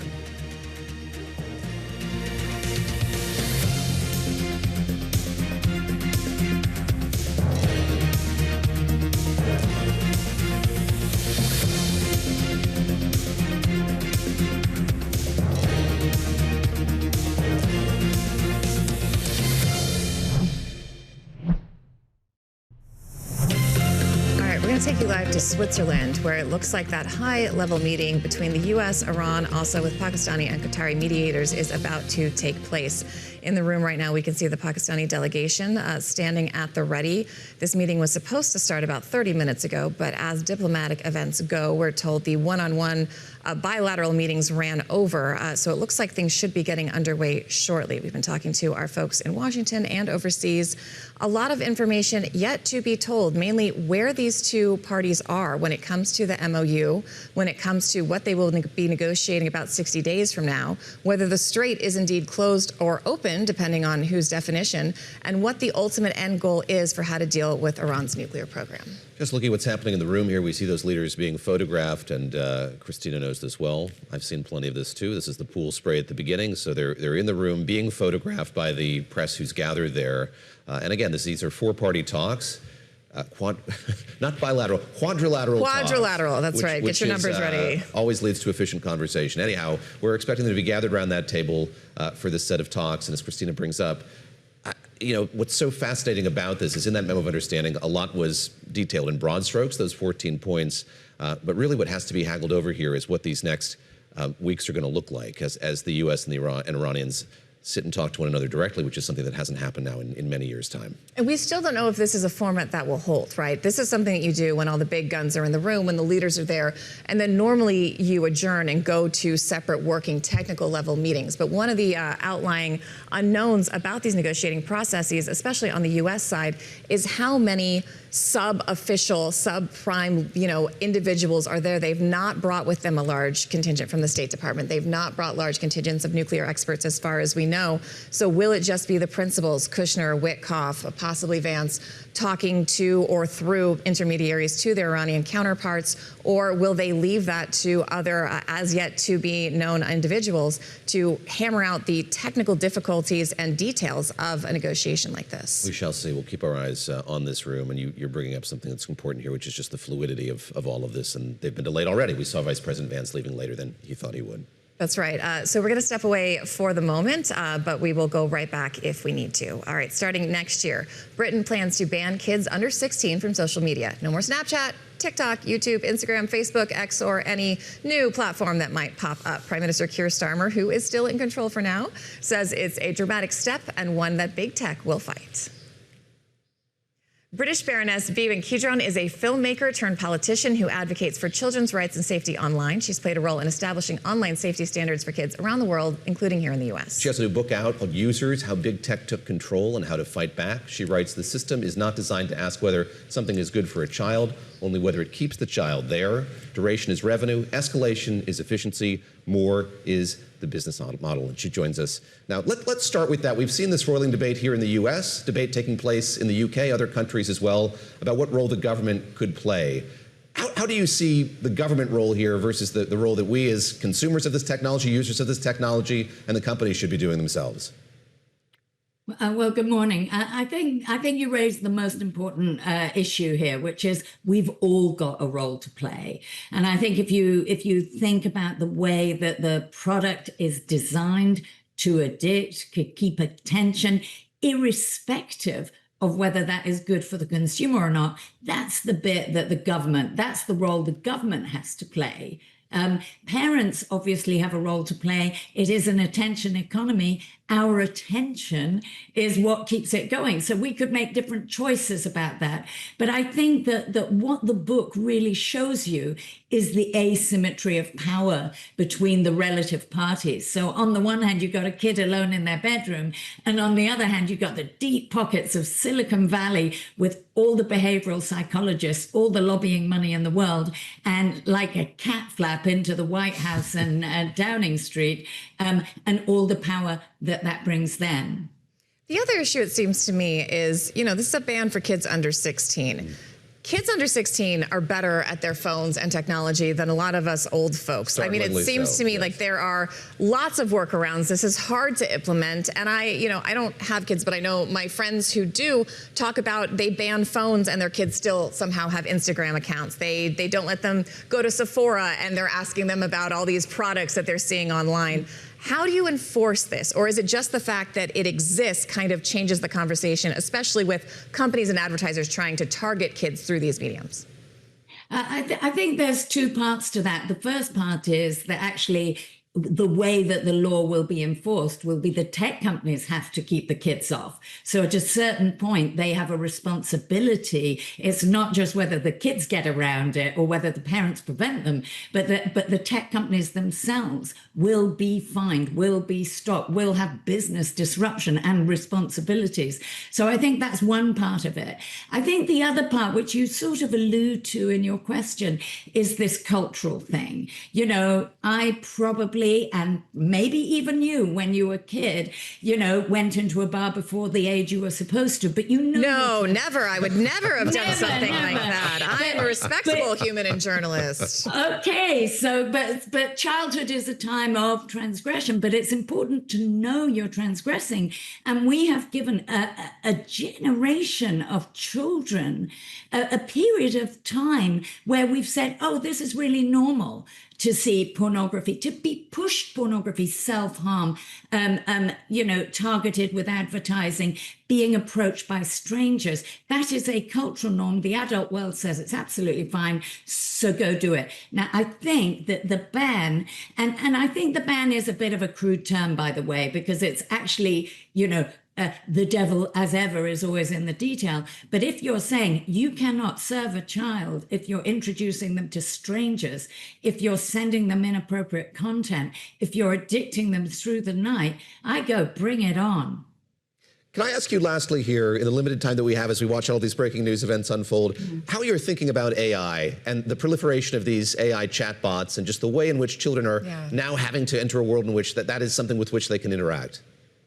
So that is the frontier of this battle. I've been doing this for about 15 years. The book shows some of the victories and some of the pushback that we've had. But we really are at big tech's tobacco moment here, because we're beginning to see court cases, not saying whether this is personal choice, but saying who knew what when, and is it designed to be fit for human consumption? And that is the moment we're in, and AI comes just at that moment. And I think you will see much faster moves to look at the sycophancy, the addiction, and the age gating of chatbots. We are seeing some very dangerous information being funneled to children and adults, I might say. And I think that we have to have a look and make some choices and say what kind of society we want. At the moment, it looks like 5 companies are going to be in charge of everything. And one of the things that I would say to you is it's not whether we regulate or don't. It's whether society, democracy decides to regulate, or we live by the terms and conditions of big tech. BeeBan Kidron, the Baroness, thank you very much for joining us. The book is called Users. I hope you come back soon. Great to speak with you, and I hope we can continue this conversation. As we go back to Switzerland now, to that conference room where these 4 delegations are now gathered and beginning their conversation, first by addressing the press here. And Christina, we see the Prime Minister of Pakistan there welcoming J.D. Vance. That's right. That's handing the microphone to him. Prime Minister let's take a listen to. And now J.D. Vance has the microphone. Here. And first of all, I have some notes of appreciation. First of all, I want to thank the President of the United States, who sends his best to all the great leaders assembled here, because he's empowered us to find a diplomatic resolution to a host of issues that matter to the American people, but I think the world. The opening of the Strait of Hormuz, the ending of the Iranian nuclear program, all of these things have already been accomplished. The question before us now is how much more can we accomplish together? Can we turn over a new leaf? Can we change relations in the Middle East permanently? Or do we go back to doing things the old way, which is not our preference, but is certainly very much something that can happen? I have a few other notes of appreciation. First of all, to the Prime Minister of Pakistan, a dear friend of the President's, a dear friend of mine, a guy who has been, with his leadership and his very careful and skilled negotiation, has got us to this point. To his Field Marshal in Pakistan, Asim Munir, I will say that since Field Marshal Munir welcomed us with the Prime Minister in Islamabad, I have joked that I have 2 very, very important people in my life, an Indian and a Pakistani. The Indian is my wife, and the Pakistani is Field Marshal Munir. And I've probably talked to Field Marshal Munir more than I've talked to anybody else over the last 3 months. Would not be here without his statesmanship. He is, of course, a military leader, but I think he's shown himself to be a great diplomat. And, of course, who's an amazing friend of the United States of America, but has been also an important part of getting us to this point. I think it's important for the American people, but people all over the world to appreciate that what's brought us to this moment is the President's leadership and the President's willingness to see a Middle East that is much different 10 years from now than it was 10 years ago. And what we're trying to accomplish here is something very simple. Through diplomacy, through working together to transform the Middle East, where Iran and the Gulf have been at war with each other, or at least have had very unfriendly relations, where Iran has been a driver of regional instability. Now we see a future where everybody can work together to promote peace and prosperity for everyone. What we have already seen back home in the United States is lower gas prices. We've seen the free flow of oil and gas. We've seen peace. And now we're trying to build on that to see if we can build something even better and more sustainable for the future. This is a historic meeting. Never before, outside of Islamabad and here, so outside the last few months, never before has the Iranian and American leadership met at such a high level. What the President has asked us to do is turn over a new leaf, to transform our relationship with the people of Iran and to extend an outstretched hand that says to the people of Iran that if your leadership is willing to give up being a driver of regional instability, if they are willing to give up nuclear weapons ambitions for the long term, then the United States is willing to fundamentally transform our relationship with that country. That is certainly our goal. We've already made great progress over just the last few hours, and I expect that we'll make additional progress in the hours to come. Thank you all. Is it possible just one question, Mr. Vance? The main issue is... Let Sheikh Mohammed speak, please. First of all, I would like to welcome you here, Mr. Vice President, Mr. Prime Minister, your leadership and Field Marshal leadership actually initiating that process. That's what brought us here today. I think that every one of you has highlighted how important is this meeting, how historic is that event, and how significant is that agreement, not only on the security of the region, but also for the security of the world and for the global economy. What we have done and what we have achieved, we wouldn't achieve it without the dedication and the hard work that was done by you, Mr. Vice President, and Mr. Steve Witkoff and Jared Kushner, Prime Minister and Field Marshal, and also on the Iranian side, Dr. Ghalibaf and Dr. Arakji. I would like to thank all of you for your leadership and determination that put us in this room, and this is not really the main celebration. Our celebration when we reach the ultimate agreement. Hopefully this is just the beginning, and I wish everyone all the best. Qatar will stay dedicated to this partnership to support these mediations until the end, until we reach a solution. We will always be a partner in bringing more peace, prosperity, and hopefully better future for our region. Thank you very much. Thanks, Sheikh. So, guys, we'll take just a couple of questions, and then we're going to have to kick out the media and get started with the hard work. Go ahead. Thank you. Do you have a message for Prime Minister Netanyahu with regards to Israel's military operations in Lebanon? Well, first of all, we've seen great progress over the last just couple of days in ensuring that the ceasefire holds in Lebanon. These things are always a little bit messy. If you go back to how much was happening 3 months ago and compare it to 3 weeks ago, great progress has been made. If you go back to 3 weeks ago to 3 days ago, additional progress has been made. The president has committed us to see a full regional ceasefire. We found great partners in working with the Qataris, the Pakistanis, our friends in Israel. We're all working towards regional peace. There, of course, are going to be sometimes disagreements about precisely how to get there, but I actually feel great about where we are in Lebanon. There's still some additional wood to chop, but we're going to keep on working at it. The question over here. Are you ready to stop genocide in Lebanon? As you know, your alignment, Israel has something like genocide in Lebanon. The main issue is stopping this. Well, ma'am, I think that the President of the United States and the United States of America have done more to stop the conflict in Lebanon than any government anywhere in the world over the last few months, and we're going to keep on working towards it. As I think a lot of you appreciate, peace is never easy. Peace always requires a little bit of work. It always requires a little bit of give and take. But the President of the United States is committed not just to peace between the United States and Iran. The president is committed to a regional peace, which is why we're here working so hard to settle our issues.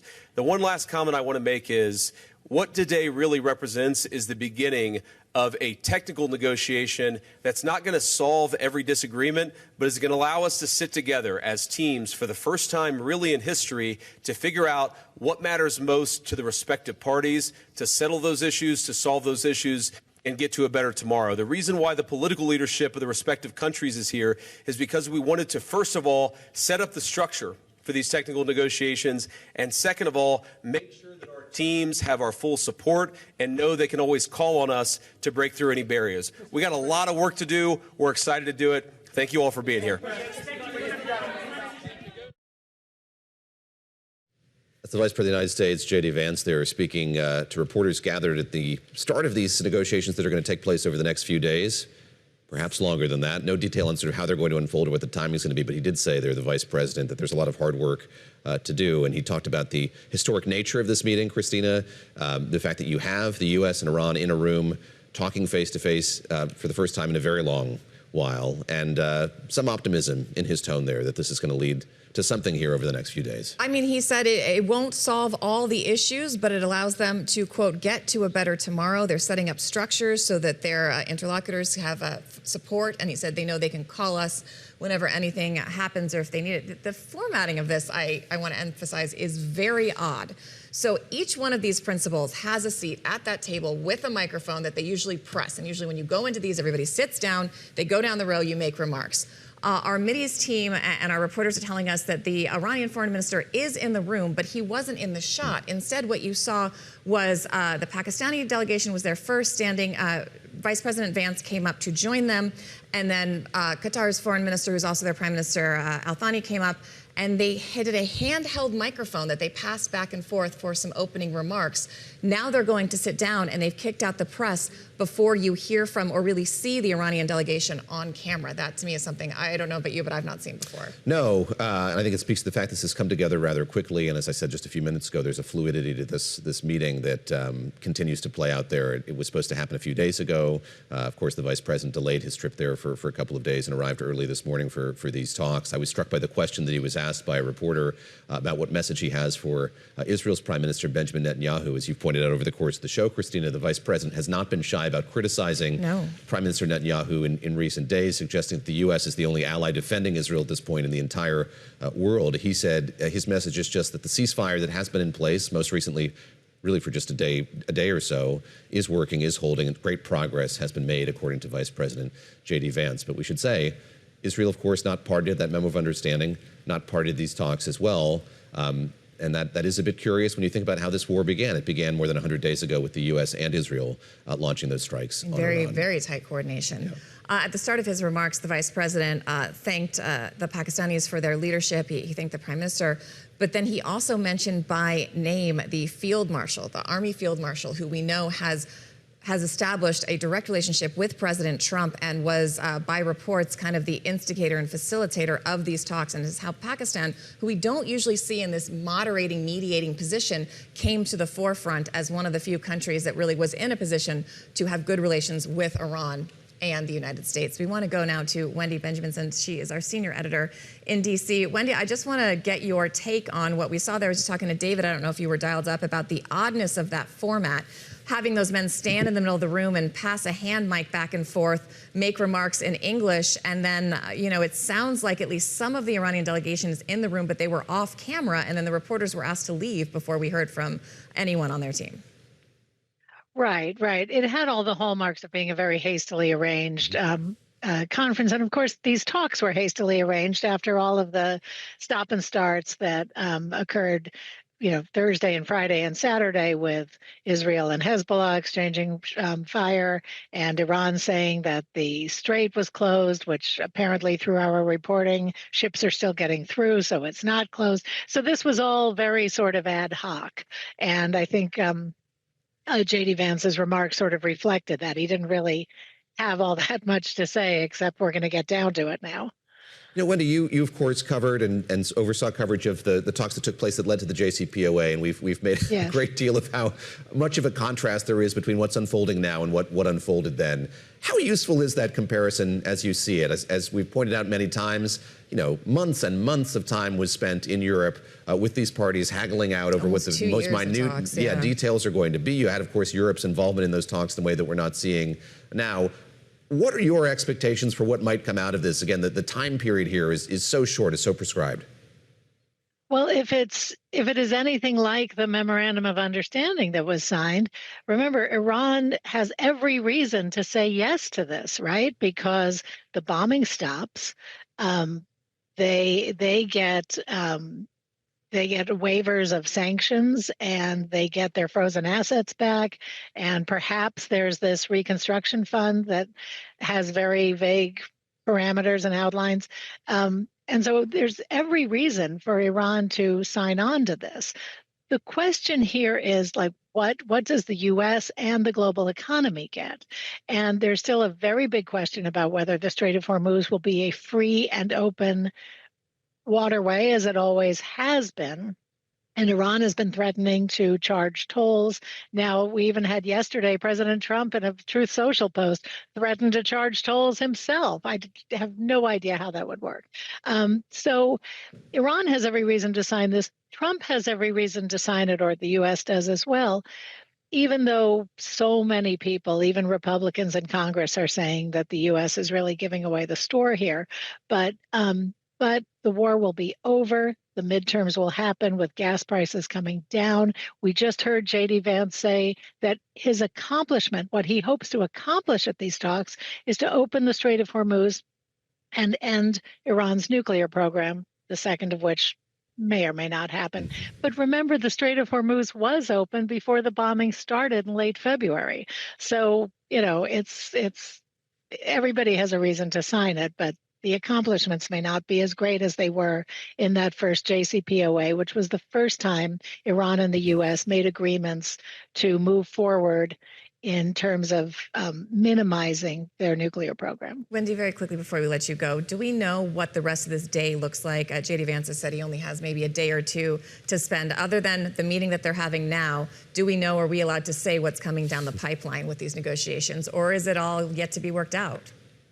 I think it's all yet to be worked out, Christina. They are just, we heard Vance say, okay, I've got to stop talking to you. Let's get down to it. And so now the talks are really beginning.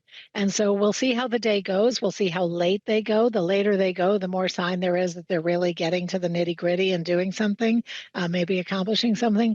And so we'll see what happens today, but we don't have any schedule going out for what will happen next. All right, Wendy Benjaminson for us in Washington. Thank you so much. If you are just joining us, it is just past the hour at 9 a.m., and we are following breaking news out of Switzerland, where those talks between the U.S. and Iran with other intermediaries have just gotten started. David Gura here with Christina Ruffini, Lisa Mateo as well. And we want to turn now to Mark Esper. He serves the 27th Defense Secretary during President Trump's first term in office. Mr. Secretary, great to speak with you on this morning when there is so much breaking news. And I wonder if we could start with the Strait of Hormuz and just get your read on the state of play in that region. We've heard one thing from the Iranians, one thing from the Trump administration, and this is not novel or new. We've lived through many weekends where there's kind of been dueling narratives about what's going on. But your sense of the openness of that strait now, and indeed the role the U.S. should be playing in that region as its focus is also squarely on what's happening in Switzerland. Right. Good morning, and great to be with you as well. So, look, we know the MOU was signed on Wednesday by the president in Geneva. At this point in time, it seems that traffic is flowing. The Central Command reported on Friday, I think, that 55 ships have passed through the strait as of that date. But we know that the pre-war level of transit by ships was anywhere from 135 to 150 ships a day. So I think it's going to take some time to see whether it truly opens up, in the sense that the shipping insurers, the ship owners, the ship captains, the ship crews feel comfortable enough going through the strait. And I think that's going to be a day-by-day thing. We know that, yesterday Iran threatened that they were closing the strait again. It doesn't appear that they've done that. But this is going to continue to rattle many of those shippers, those shipping companies, before they truly open up and we see pre-war levels. You just described the first day of negotiations. Clearly, they're sitting down and talking. That is a good thing. But we have a long road ahead of us with regard to sustaining the current MOU, the agreement with Lebanon as a spoiler. And then secondly, I think big picture is getting to the nitty gritty on the details of the nuclear deal, if you will, and what that eventually looks like. I want to ask you about that. I mean, what is your take? Because we had this MOU, and then we had Vice President J.D. Vance at the end of last week kind of talking about, well, this is a starting point, and laying out where the aspirations would be, which were much, much tougher than what was laid out in the MOU, and kind of pushed back against some of that even Republican criticism that Iran was getting the better end of the deal. Do you think the MOU as written favors Iran over the U.S., and do you think it's possible to get to something more substantive given all those issues you just talked about within that 60-day window? I have a lot of concerns and questions about many parts of the MOU. Much of it talks about what Iran gets, such as sanction-free sale of oil, the unfreezing of assets. And there's only one paragraph that speaks to the nuclear piece of this deal. And within that, it only says that Iran agrees to a degree of dilution or downblending of its current enriched uranium through a minimal process of downblending. But look, that leaves a lot of questions on the table. Downblending from what to what? What is the stockpile, the amount of material that will be allowed to keep in country? Will they be allowed to enrich? What about the status of the nuclear infrastructure? What about inspectors? What about snap inspections?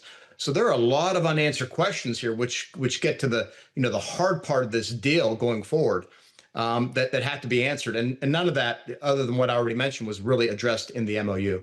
Why do you think that was? Why do you think those issues were left out? Well, I think those are the tough issues, right? That's why the Obama administration labored for nearly 2 years to get what they got out of it.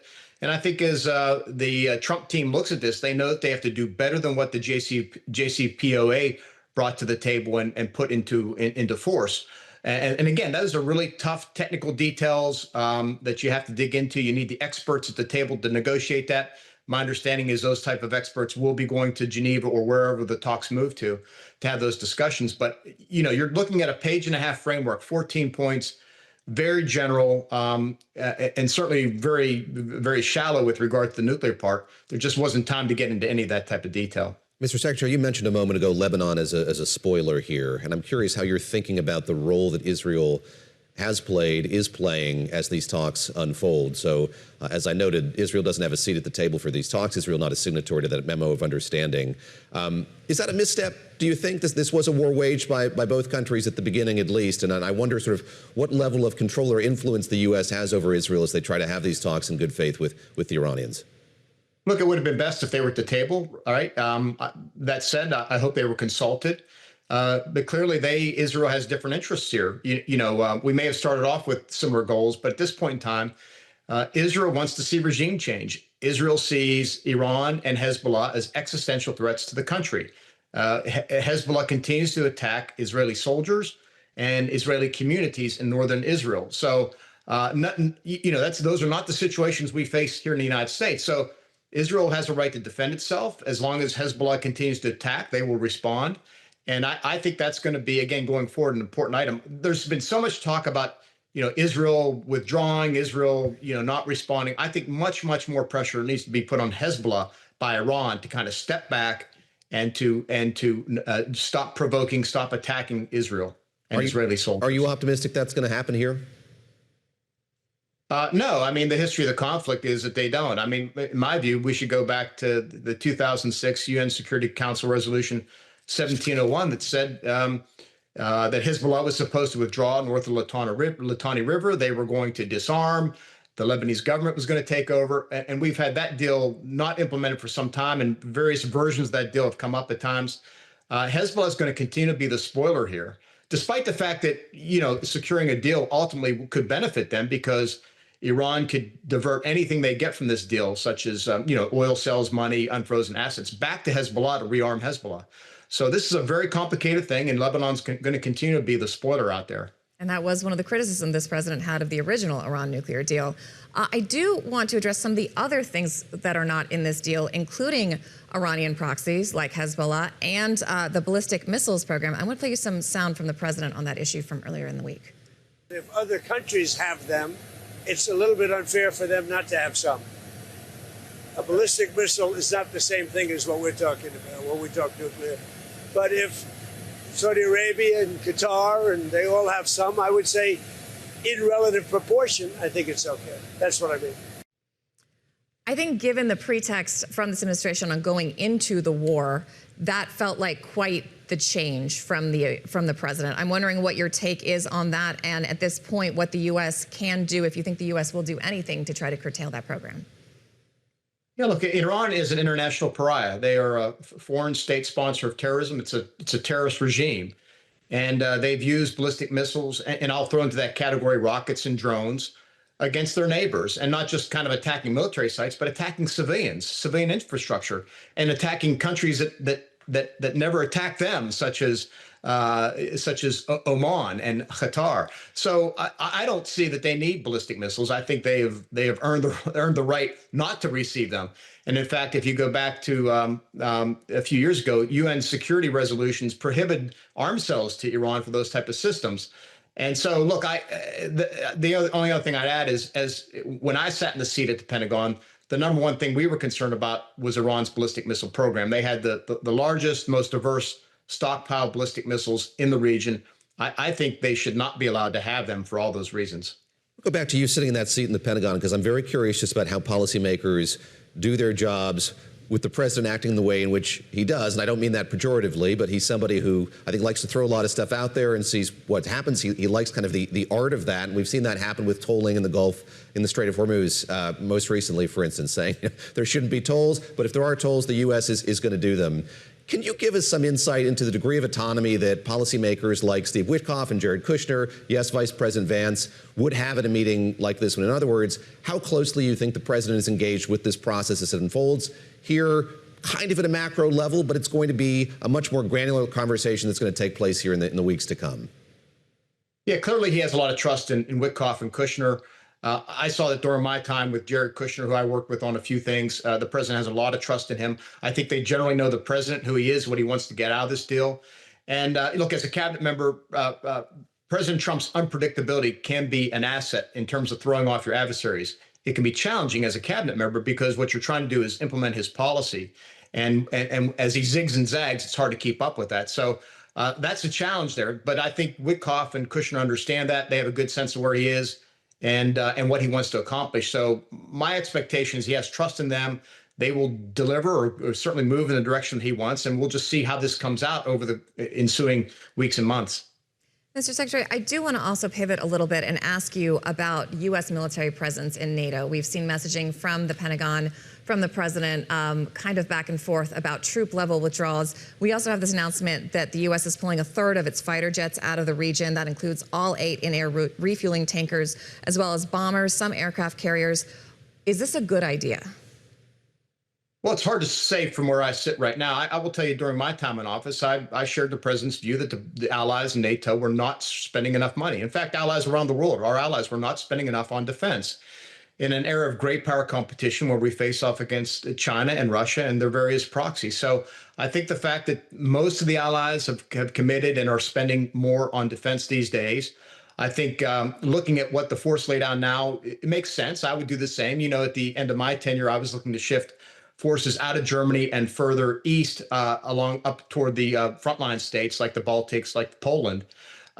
With regard to the fighter aircraft, I'd have to, we'd have to see again what the laydown is. But I'm far more focused principally on China and what that means and how we put ourselves in a better force posture with regard to China. And over time, I'd like to see certainly our NATO allies in Europe put forward more of the conventional defenses against Russia.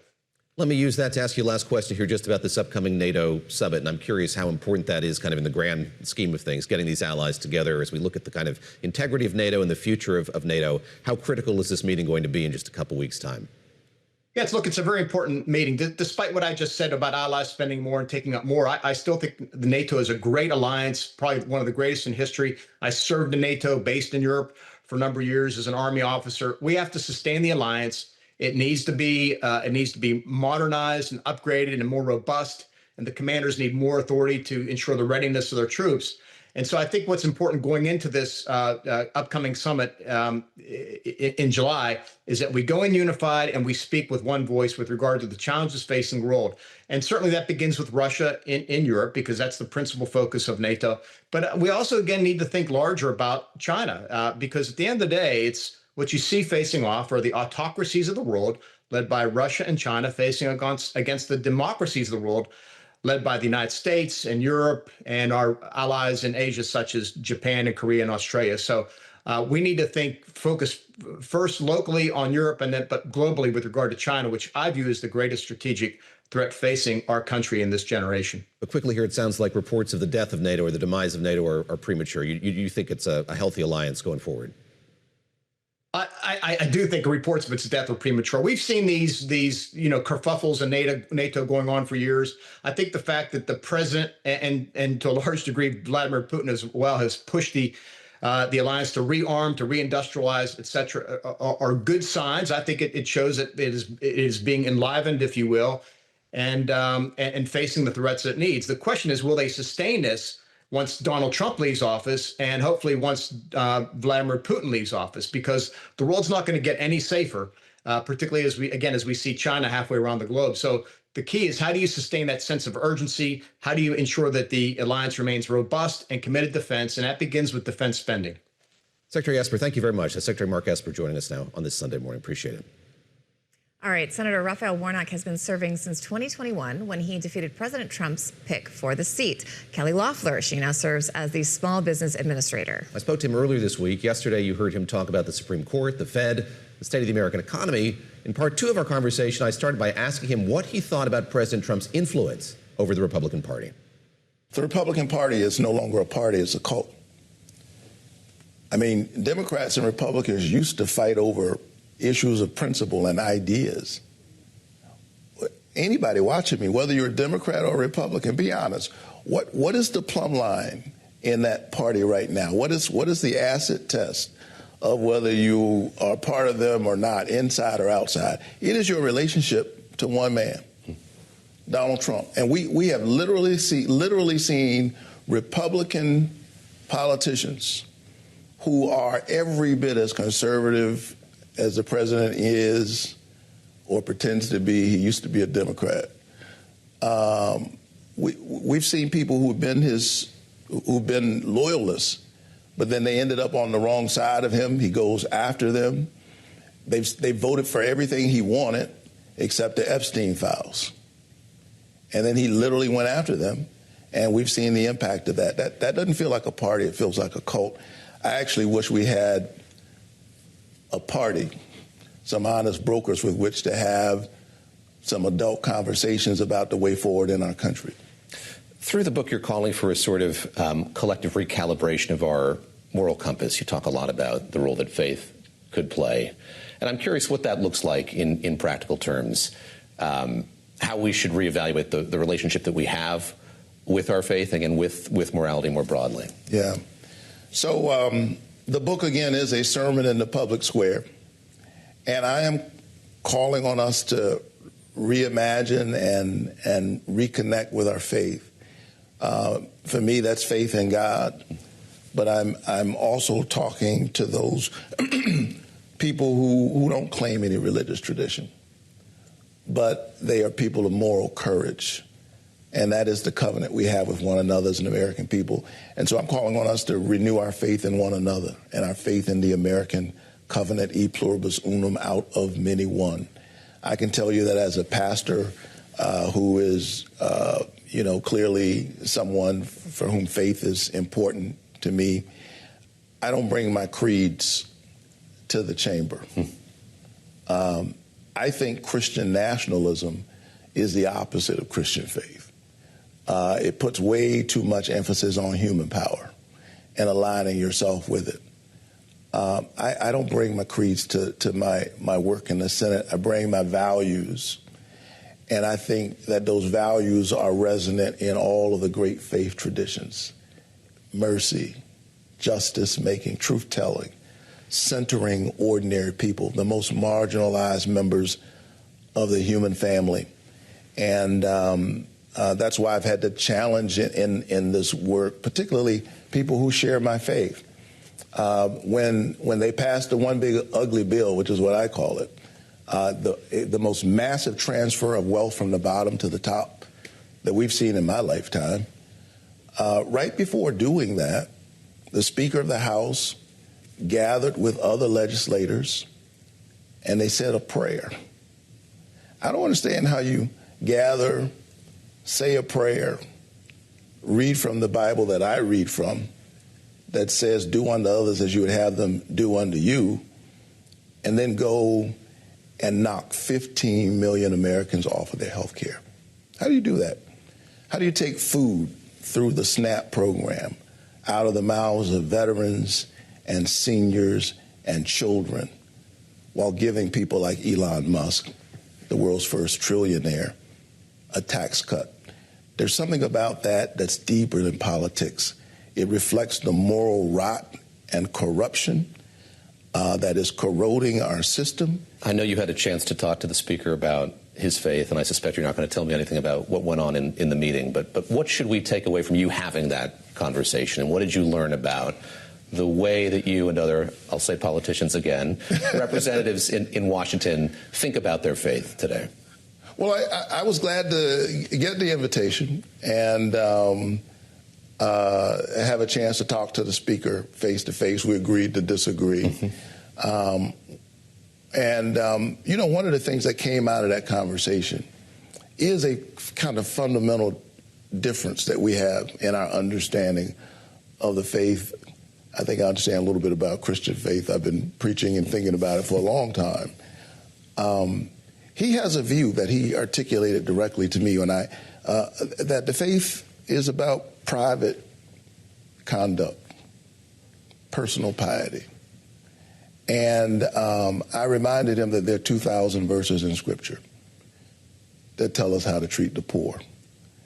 And he thinks that that's interpersonal, which goes a long way, respectfully, in explaining his policies. And so for me, the asset test of a country is bigger than its GDP, is bigger than how it shows up, in various indexes on Wall Street.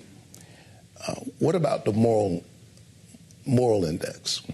There will be those who pick up this book, see what you've written about, and say he's running, or he intends to run for president. Do you intend to? What would you say to them just about the prospects after your tenure? Listen, this will sound like a total dodge, but I'm serious. Part of the problem that I point out in the book is that we live in a moment where we are obsessed with the next election. Not even the one we're in. I mean, there's a lot going on, but even when we're in the midst of an election, we're already thinking about the next one. And I think that in the course of that kind of way in which we talk about politics these days as if it were the playoffs or the NBA finals, the focus is all on the politicians. We've made the politics about the politicians. Who's up, who's down, what are their poll numbers, who's in, who's out. And I honestly think that the people that I represent in the state of Georgia are saying to themselves, who cares? As they can't afford groceries, can't afford gas, can't figure out how they're going to ever be able to retire with dignity. They're asking who cares, who's thinking about me. And so I'm honored that I get to fight for those people every single day. I still can't believe that a kid who grew up in the projects gets to serve in the Senate. This is a great country. What keeps me up at night is that it would be harder for me to get from there to here if I were that kid today than it was all those years ago. That suggests that there's something fundamentally wrong if that's the truth about a wealthy nation. And the only way to fix it is for us to get together. What do you say to Americans who are disillusioned by this process and feel like change isn't coming, never mind fast enough, it's just not coming at all? Well, I think we have to have a longer memory, and we have to take the long view. If we have a longer memory and we don't have to think back that far, we would know that we've had dark moments before. Scripture says the light shines in the darkness. We've had days of, we've been divided before. Mm-hmm. I mean, we fought a whole civil war. We had a civil rights movement. Yet at the same time, change towards the good is not inevitable. Dr. King used to say that change doesn't roll in on the wheels of inevitability. We have to push that wagon. He said that the arc of the moral universe is long, but it bends toward justice. But he demonstrated through his ministry and his activism that we're the ones who have to bend that arc. And so I would say to my fellow Americans and citizens and sojourners in faith, outside of the faith, but have faith in who we are as an American people, keep walking. Keep pushing. Don't give in to those who are trying to weaponize despair. We are the ones that we've been waiting for. Senator, thank you very much. Appreciate it. Thank you. Thank you. Kind of similar to what our historian told us yesterday. Yes. Have a longer memory. Longer perspective, wider aperture. Nice interview. Thank Stop you. going to D.C. without me. I'm getting jealous. All right, we're going to go to Lisa now for the headlines. You got it. Let's update you on some of those top stories, guys. And we're starting with this. U.S. and Iranian negotiators have begun talks on an interim peace deal in Switzerland. Now, Vice President J.D. Vance is there with Jared Kushner, along with U.S. Special Envoy Steve Witkoff. They're looking to settle that issue of the Islamic Republic's nuclear program and permanently reopen the Strait of Hormuz. Now, moments ago, we did see Vance alongside the prime ministers of Pakistan and Qatar. Now, the two countries, they are mediators in the talks. Vance said he sees a future where everyone can work together to find peace for all. He also talked about what he hopes to accomplish. The opening of the Strait of Hormuz, the ending of the Iranian nuclear program, all of these things have already been accomplished. The question before us now is how much more can we accomplish together? Can we turn over a new leaf? Can we change relations in the Middle East permanently? Or do we go back to doing things the old way, which is not our preference, but is certainly very much something that can happen. And that meeting comes after Tehran said it closed the Strait of Hormuz because of Israel's attacks in Lebanon. U.S. Central Command said commercial ship traffic increased in the Strait on Saturday, with 55 merchant ships transiting cargo and more than 17 million barrels of oil. The U.S. and Iran are a few days into a 60-day window for negotiations after reaching a memorandum on Wednesday. Now, Tehran has warned it will require ships to have permission and mandatory insurance in order to cross that waterway. But in a social media post on Saturday, President Trump said there could be no tolls during or after the ceasefire period unless they're imposed by and for the United States of America. Meanwhile, 3 fully laden India-linked supertankers, well, they have reemerged in the Gulf of Oman today, pointing to Hormuz traffic uptick. That's according to ship tracking data that was compiled by Bloomberg. The ships were last seen trying to cross the Strait of Hormuz on Friday and carry between them nearly 6 million barrels of Iraqi and Kuwaiti oil. David and Christina. Lisa, thank you. And yeah, the Secretary General of the International Maritime Organization really just laying bare still how tricky it is to get through and how to keep track of who's And how many vessels are still there? Yes. Like I think we're so starved for progress. It sounds like they're getting momentum, but a lot of boats and people are still stuck there. Vessels and people, as you rightly point out, yes. Exactly. All right, the 2026 New York primary election is coming up on Tuesday with a lot of important seats up for grab. Early voting opened on June 13th, and as of this morning, according to Vote NYC, the total number of early check-ins for the primary is already over 135,000. Joining us now for more on what to expect from that upcoming primary is Politico New York State politics reporter Jason Beeferman is here in the studio. All right, Jason, we've been knee-deep in Iran and Mideast politics for quite some time, so catch us up. What are the races that are important? What do we need to be watching here? I think the theme for Tuesday is going to be Zoran Mamdani's influence. We have a bunch of congressional races, particularly in New York City, where it's a battle between the Democratic Socialists of America and Zoran Mamdani. and, you know, kind of like the Democratic establishment. So we have Claire Valdez, who is a longtime ally of Zoran, up against Antonio Reynoso in Brooklyn. We have Dan Goldman, the incumbent, up against Brad Lander. He was supported by Zoran in the mayoral and again for the congressional. And we have Adriano Espaillat, the chair of the Congressional Hispanic Caucus, up against a late surging, potentially a big upset in Daria Lisa Avila Chaviler, and she was also endorsed by Zoran. So it's a real test of Mamdani's influence, and we're gonna find out. Let me stick with the New York 10, my congressional district. Brad Lander out and about at the Prospect Park soiree last night, where I might have been in attendance. There's some pictures of that? You know, I'm not going to show them on television. Okay, It was a revelrous night. But I bring it up because Christina rightly asking, we're talking about Iran, we're talking about foreign policy. This is a race, one of several, I think, where issues of foreign policy have had a huge influence on sort of what voters are voting for when they go to the polls this week. That's right. And it's not just Brad Lander's race. It's also even in Claire Valdez versus Antonio Reynoso.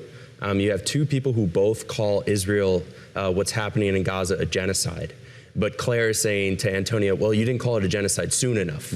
And that's really kind of like, I think, describes the mood in Brooklyn right now, where you have this surge of progressive voters that came out for Zoran, and they are really animated by this issue. Even in Espaillat's district, you have people accusing super PACs of being funded by AIPAC, or if you took money from a donor who also donated to AIPAC, then all of a sudden that money is tainted. And you're right, it is an extremely animating issue, almost more so than domestic issues like benefits or public housing, things like that. It's wild. It's so interesting. The opposite of all politics are local. At the moment, all politics are everything. I'm also wondering, we've been talking a lot throughout this primary season about the Trump endorsement and whether or not these Republican moderates getting primaried to the right is going to hurt them in the general election. I think I want to ask the reverse question to you, is getting the Mamdani endorsement may get you the primary, but is that going to become a liability for Democrats when they go to run the bigger race? You know, Zoran hasn't endorsed any Democrat who's facing a competitive general election. We have some competitive general elections, particularly in New York 17, Mike Lawler in Westchester and Rockland. We have Laura Gillen and Tom Swazi on Long Island. But I think Zoran, first of all, they're not socialists. These are mostly seats where it comes down to who gets the primary win, and then you're pretty much a fait accompli going to win the seat. Yeah, and it's almost like the favorite or the competitive Democrats in those battleground districts, Zoran's not going to want to endorse them anyway because they're not anti-billionaire, socialist, free buses and grocery stores. So that's probably multiple reasons why they're not going to endorse each other. Let's hear from the mayor himself. We have a clip of him talking about his slate of candidates, the Our Team, Our Year slate. Let's take a listen to what he had to say. Now, people often ask me what I think of the state of the Democratic Party. This slate here today is our answer.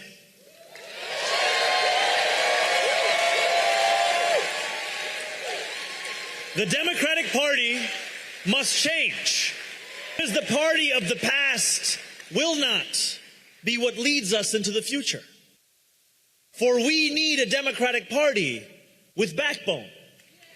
Jason, here we are, not even a year in his mayoralty, and I'm curious of what we know now about Mayor Mamdani as kind of a larger Democratic figure. There was this tendency during the primary and the general election to say, like, is he the leader of the Democratic Party? What role is he playing here? But as he amasses this slate of candidates and talks about, in broad philosophical terms, what the party should be doing, how is he filling that vacuum? What is the role that he's playing now within the Democratic Party broadly? You know, it's not just in Congress in D.C. It's also in the state legislature here in New York. He's backing a number of state lawmakers to try to change the makeup of the state legislature, the laws we pass in New York. And, you know, I think he sees his ambitions as broader than New York. He's going on streams with Hassan Piker and, you know, the Washington Post reported that he was going to meet with the Colombian president, Petro. So he sees his project as bigger, but he's not afraid to get into the weeds and back the local assembly candidate or the local state senator. And I think he really wants the New York Democratic Party to be more socialist, more like Bernie Sanders' vision. You mentioned Mike Lawler, who we've had on the show a couple times. How vulnerable is that seat? I would say it's one of the most vulnerable seats in the country, and he knows that, it seems like he knows that. You know, he's only one of— Why do you say that? He's only one of 3 Republicans that held onto their seat when their district voted for Kamala Harris. A lot of these battleground congressional districts, when you break it down, they voted for Trump in 2024. His district voted by Kamala Harris by a hair, and Cook Political Report, they used to say was lean Republican. Now it's a toss-up. So they've assessed that it's even more competitive than just lean Republican. I think he's scared. He's getting involved in that Democratic primary. He's meddling a little bit. He wants to pick his opponent. We'll see if that works out for him. It's a gamble. We got about a minute left, but this is a very crowded primary in that congressional district. You got 5 candidates who are vying for the chance to go up against him. Is there a clear frontrunner? Kate Conley, she's an Army veteran. She's from D.C. She used to work in Biden's White House in counterterrorism. She's getting attacks from Lawler. Lawler's trying to attack her. All the other Democrats are attacking her. The problem— So that might seem like she's the biggest competition. It seems like that. One liability she has is that she moved to the district just a month before announcing her campaign. So I'm sure that when we get to the general, if she wins, she's going to get a lot of carpetbagging accusations. There you go. Jason Beeferman of Politico, thank you very much. Covers New York politics for Politico, and your first time in New York. It's election day. I know. I got to learn some things. Get a sticker and find your polling place. I still have a DC license. I haven't even changed it over yet. I'm working on it. All right. Get ready for a big money peptide rush. Health Secretary RFK Jr. pushing to loosen restrictions next month. How businesses are preparing. That's coming up on Bloomberg this weekend. Stick with us. We are on all the platforms for another 30 minutes or so.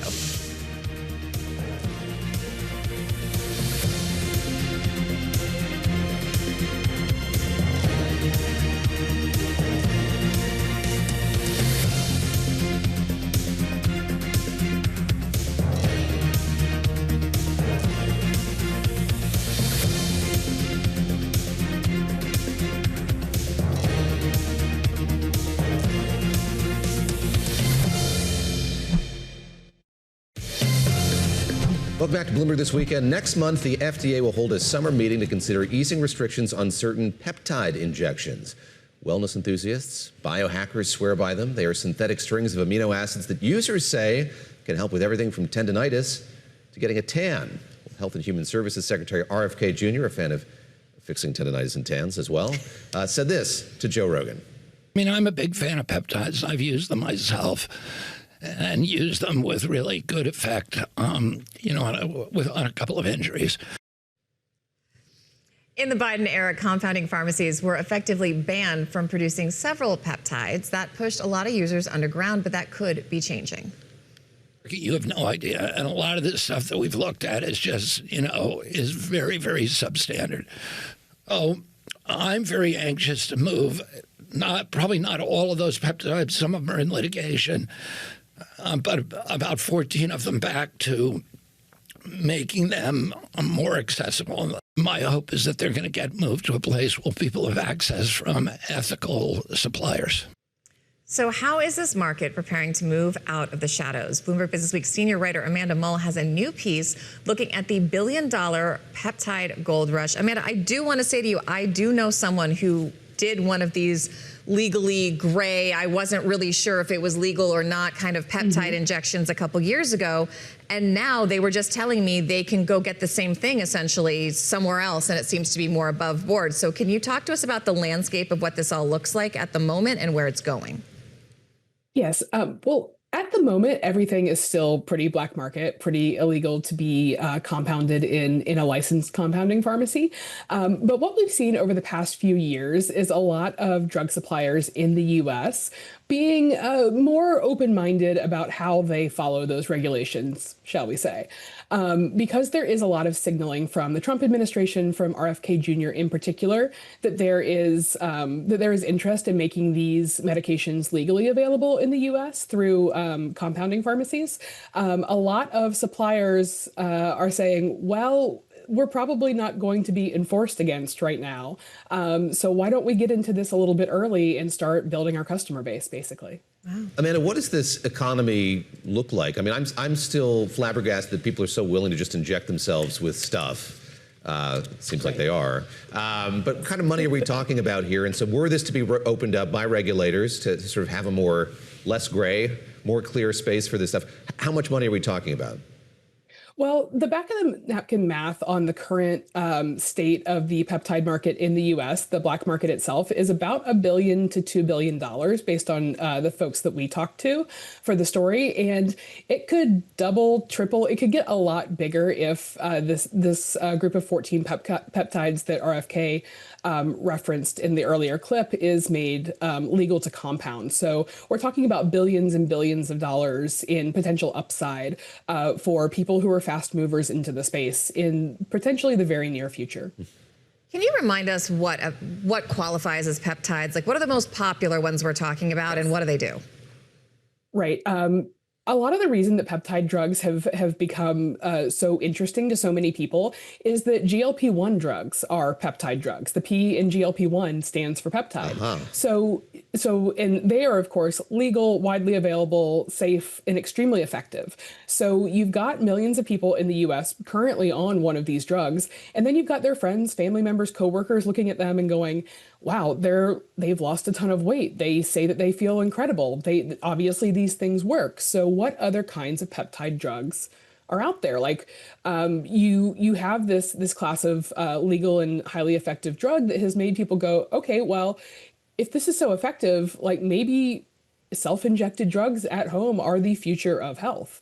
So you have an example of something that we know to be safe, and then you have all of these other substances that have been over the years developed or experimented with by researchers or drug companies that are out there that like the structure of them is publicly available. And so you've got suppliers overseas and sellers in the US going, well, what harm could it do? We have a crazy graphic showing the increase of some of these drugs. The volume increased 12,000% from 2023 to 2025. And I'm wondering, to David's point, if part of that is just the barrier to getting people to jab themselves with needles has really, really come down, because it used to be basically, you know, if you were doing IVF, if you were diabetic, if you had a complicated medical situation, those were the only people who I knew were regularly using needles from a pharmacy. The rest of us, that's something you would go to the doctor for. Now, you know, I know so many people who are on GLP-1s, and then I know so many people who have started ordering them from compounding pharmacies where you don't even get the little hidden needle injector, you get literal vials and syringes, and people seem kind of used to this. So is that one of the biggest barriers, or are there other reasons these have seen such an uptick all of a sudden? I think that the sort of collective population level comfort with self-injection is a huge element in all of this. In the early days of developing the drug that came to be Ozempic, drug companies were sort of unsure if going forward with this kind of drug would even be worth it on a financial level, because there was such a belief that, you know, nobody is self-injecting at home unless it's like an existential thing, unless it's insulin in order to continue living, things like that. So, you know, we have come a really, really long way in our understanding of the population level willingness to self-inject. And I think that goes back once again to GLP-1 drugs and people going, you know, it's apparently it is safe and effective to inject these things at home, and people are getting over their fear of needles. And on top of that, you also have the med spa phenomenon, where again, you have things like Botox and filler, where you get a quick, highly effective, visible result from an injection.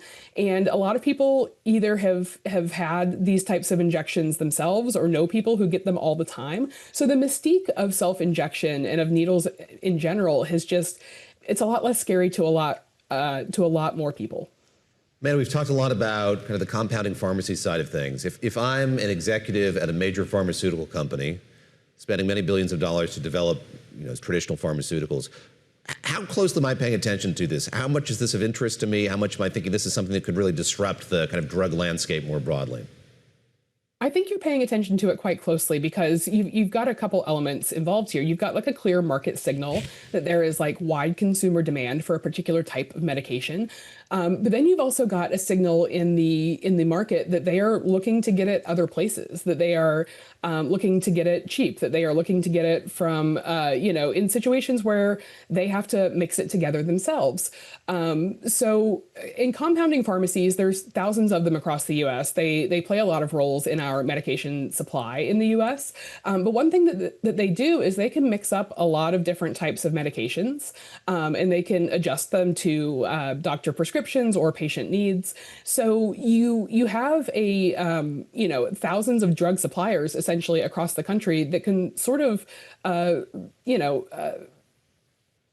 exclude you from all of these sales, because these peptide drugs that are being sold right now are sort of they don't exist under patents where big pharma can sell them right now, even if they were developed by them originally. All right, Amanda, we're going to have to leave it there, but it was fascinating. Thank you so much for joining us. Appreciate it. Well, the driving story this morning, when we continue to cover, is Vice President J.D. Vance is in Switzerland meeting with delegates from Iran, Pakistan, and Qatar. Meanwhile, President Trump posting just moments ago on Truth Social, Iran must immediately stop their highly paid proxies in Lebanon from causing trouble. If they don't, we'll hit Iran hard, very hard, just like we did last week, only harder, following 3 exclamation points, signed President Donald J. Trump. Bloomberg's Bastian Benrath-Wright is live at the summit. Bastian, I want to go back to, in a minute, the inconvenience for those mediators of having the president tweeting things out like this while they're in the room. But first, I want to talk to you about the photo op we saw earlier. David and I were talking about it was very odd because you had all these individuals step into a room where they have seats, they have microphones, they have places they're supposed to go. But we didn't see the Iranian delegation. We saw the Pakistanis, the Qataris, and the Americans then pass this microphone back and forth. That was what we saw. We now have some reporting from a quasi-official Iranian news agency. Tell us what happened there and how that sequence of events went down and how it's kind of indicative of what happens when you throw in these things together last minute.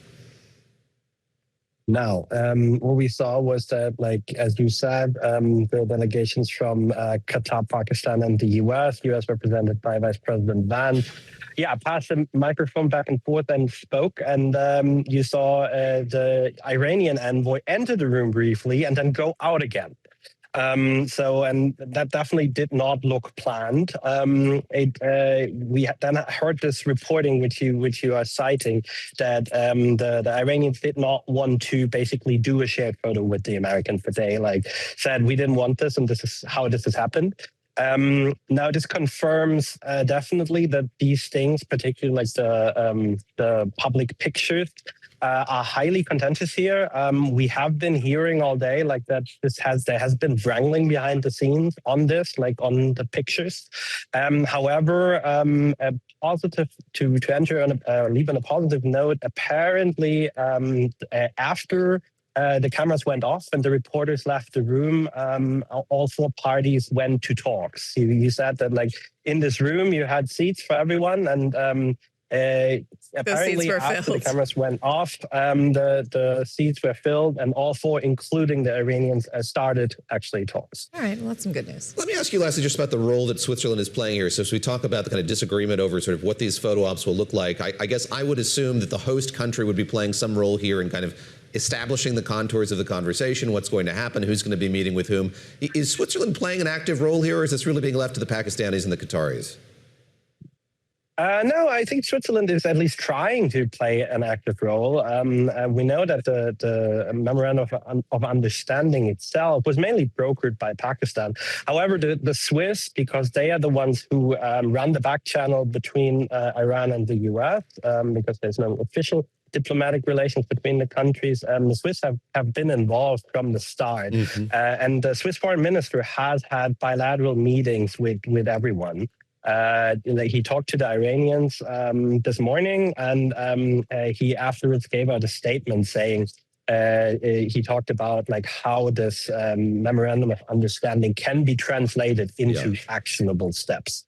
Bastian, we appreciate it. Thanks for coming back, filling us in on what's been transpiring there. Bastian Benrath-Wright joining us from Lake Lucerne, Switzerland, where all this is unfolding. You know, if you got to hunker down for some negotiations, there are worse places to be. It seems like I think our Swiss colleagues should invite us over to get some on-the-ground reporting. If the work is too onerous, let us know. Let us know. All right. On this Father's Day, some dads may be content with a day of golf, fishing, World Cup, perhaps anchoring a morning show. I'm just going to throw that out there. But for some dads or dads-to-be who maybe need a little help navigating fatherhood, you may find the how-to section of the bookstore a little sparse. Our next guest sought out to change that, writing in the weekend essay, Fatherhood Books Are Failing Modern Dads. We talked to Kevin Maguire about what he thinks needs to change. for this generation of dads, we're undergoing just this significant shift in what it means to be a dad today. It's like we look at the generations of men who've come before us, and fatherhood was really set in stone for the longest time. You know, you were expected to provide, preside, and protect, these kind of three traditional anchors of fatherhood. And over the last generation, there've just been these fundamental shifts in what it means to be a dad today. You know, in the US, 1/3 of marriages, men and women earn the same. In 1/6 of marriages in the US, the woman earns more. So like just even you're looking at father as sole provider as kind of what used to be a bedrock of fatherhood, this has shifted. And you know, when I've been a dad for 12 years. The reason I can't be on the show is my daughter turns 12 today. Congratulations. And, you know, thank you. And what I've been seeing is just like there is no literature out there that is reflecting this different version of fatherhood that we're all kind of trying to navigate. These are uncharted seas, and we're out there without a map. I wonder if that's breeding some of the resentment too, because you have seen, especially here in the U.S., kind of a backlash and this move towards, you know, going back to being more traditionally gender roles in the family, and men are, you know, talking about needing to be providers, and that's their traditional jobs. Is part of the problem that there isn't a really good blueprint for the alternative? A lot of these books are still kind of formed around those gender roles, and that's maybe making it more difficult for men who might want to entertain a new or different way to do that, to find space. There are a lot of kind of like the solidifying of these old gender roles, and definitely, you know, I write a newsletter, and the book is called The New Fatherhood, and it's all about this kind of different version of fatherhood that we're trying to intentionally craft. But this is a very kind of much more left progressive idea than what is the traditional fatherhood that people are still, you know, reaching back, and they were like, we want a time when men used to be men, and you know, being a father was much simpler and easier because, you know, there wasn't really a lot of parenting that you had to do. You were encouraged to just go back to work, and you would work on your job, and that was it. I know a lot of parents and dads who want to do more, and I know a lot of moms who are trying to navigate this too. You write about how you think books for moms are very different than books for dads. Why do you think that is? What's the issue there? Well, I mean, you talk to any couple, and a husband and a wife who are in any kind of a disagreement will go into this similar pattern, which is a wife will talk about a problem that is happening, and a husband will immediately jump to, how do I fix it? And the books that are available for dad follow this thinking as well. It is a series of checklists. It's a series of things that you have to get through. And the kind of idea is that these old books position fatherhood as something that should be endured and not enjoyed. And now, like, and those are the good fatherhood books. Now, there are a lot of bad ones, and the bad ones are all kind of centered in this language of the survivalist's guide to fatherhood, the caveman's guide to fatherhood, you know, like how to get through like the initial 6 months. And even this thinking, it gives men permission to just look at fatherhood as this idea of like, well, I just have to, if I get my head down and I work hard, I'll be able to get through the first 12 months of my kid's life. And like, there is so much more opportunity out there. A mindset shift that if we lean into it, we can see fatherhood for this incredibly abundant time in our lives, not just for a better relationship with our children, but newfound levels of empathy that help us be better managers at work, better leaders, better friends, better partners. But it kind of has to come from the things that we're reading and the conversations that we're having. I know there is irony here because you've written a book called The New Fatherhood. But is there something wrong with this genre? Because as the parents who are sitting next to me were saying, you can read 1 million books, but each kid is different. Each family is different. Each person's situation is different. What's the best way to take into that advice, but then kind of, as you're saying, enjoy the moment, enjoy your children, and enjoy parenthood? You know, I think about work as identity, as a core thing. You know, I write about this in the book. I talk about this all the time, which is, you know, historically, men have passed on they've passed on a career, they've passed on a trade to their children. Historically, they passed it on to their sons, and they passed it on with a surname. So, you know, you look at butcher, spicer, baker, tailor, there are all of these names, which was just literally, it was what you do.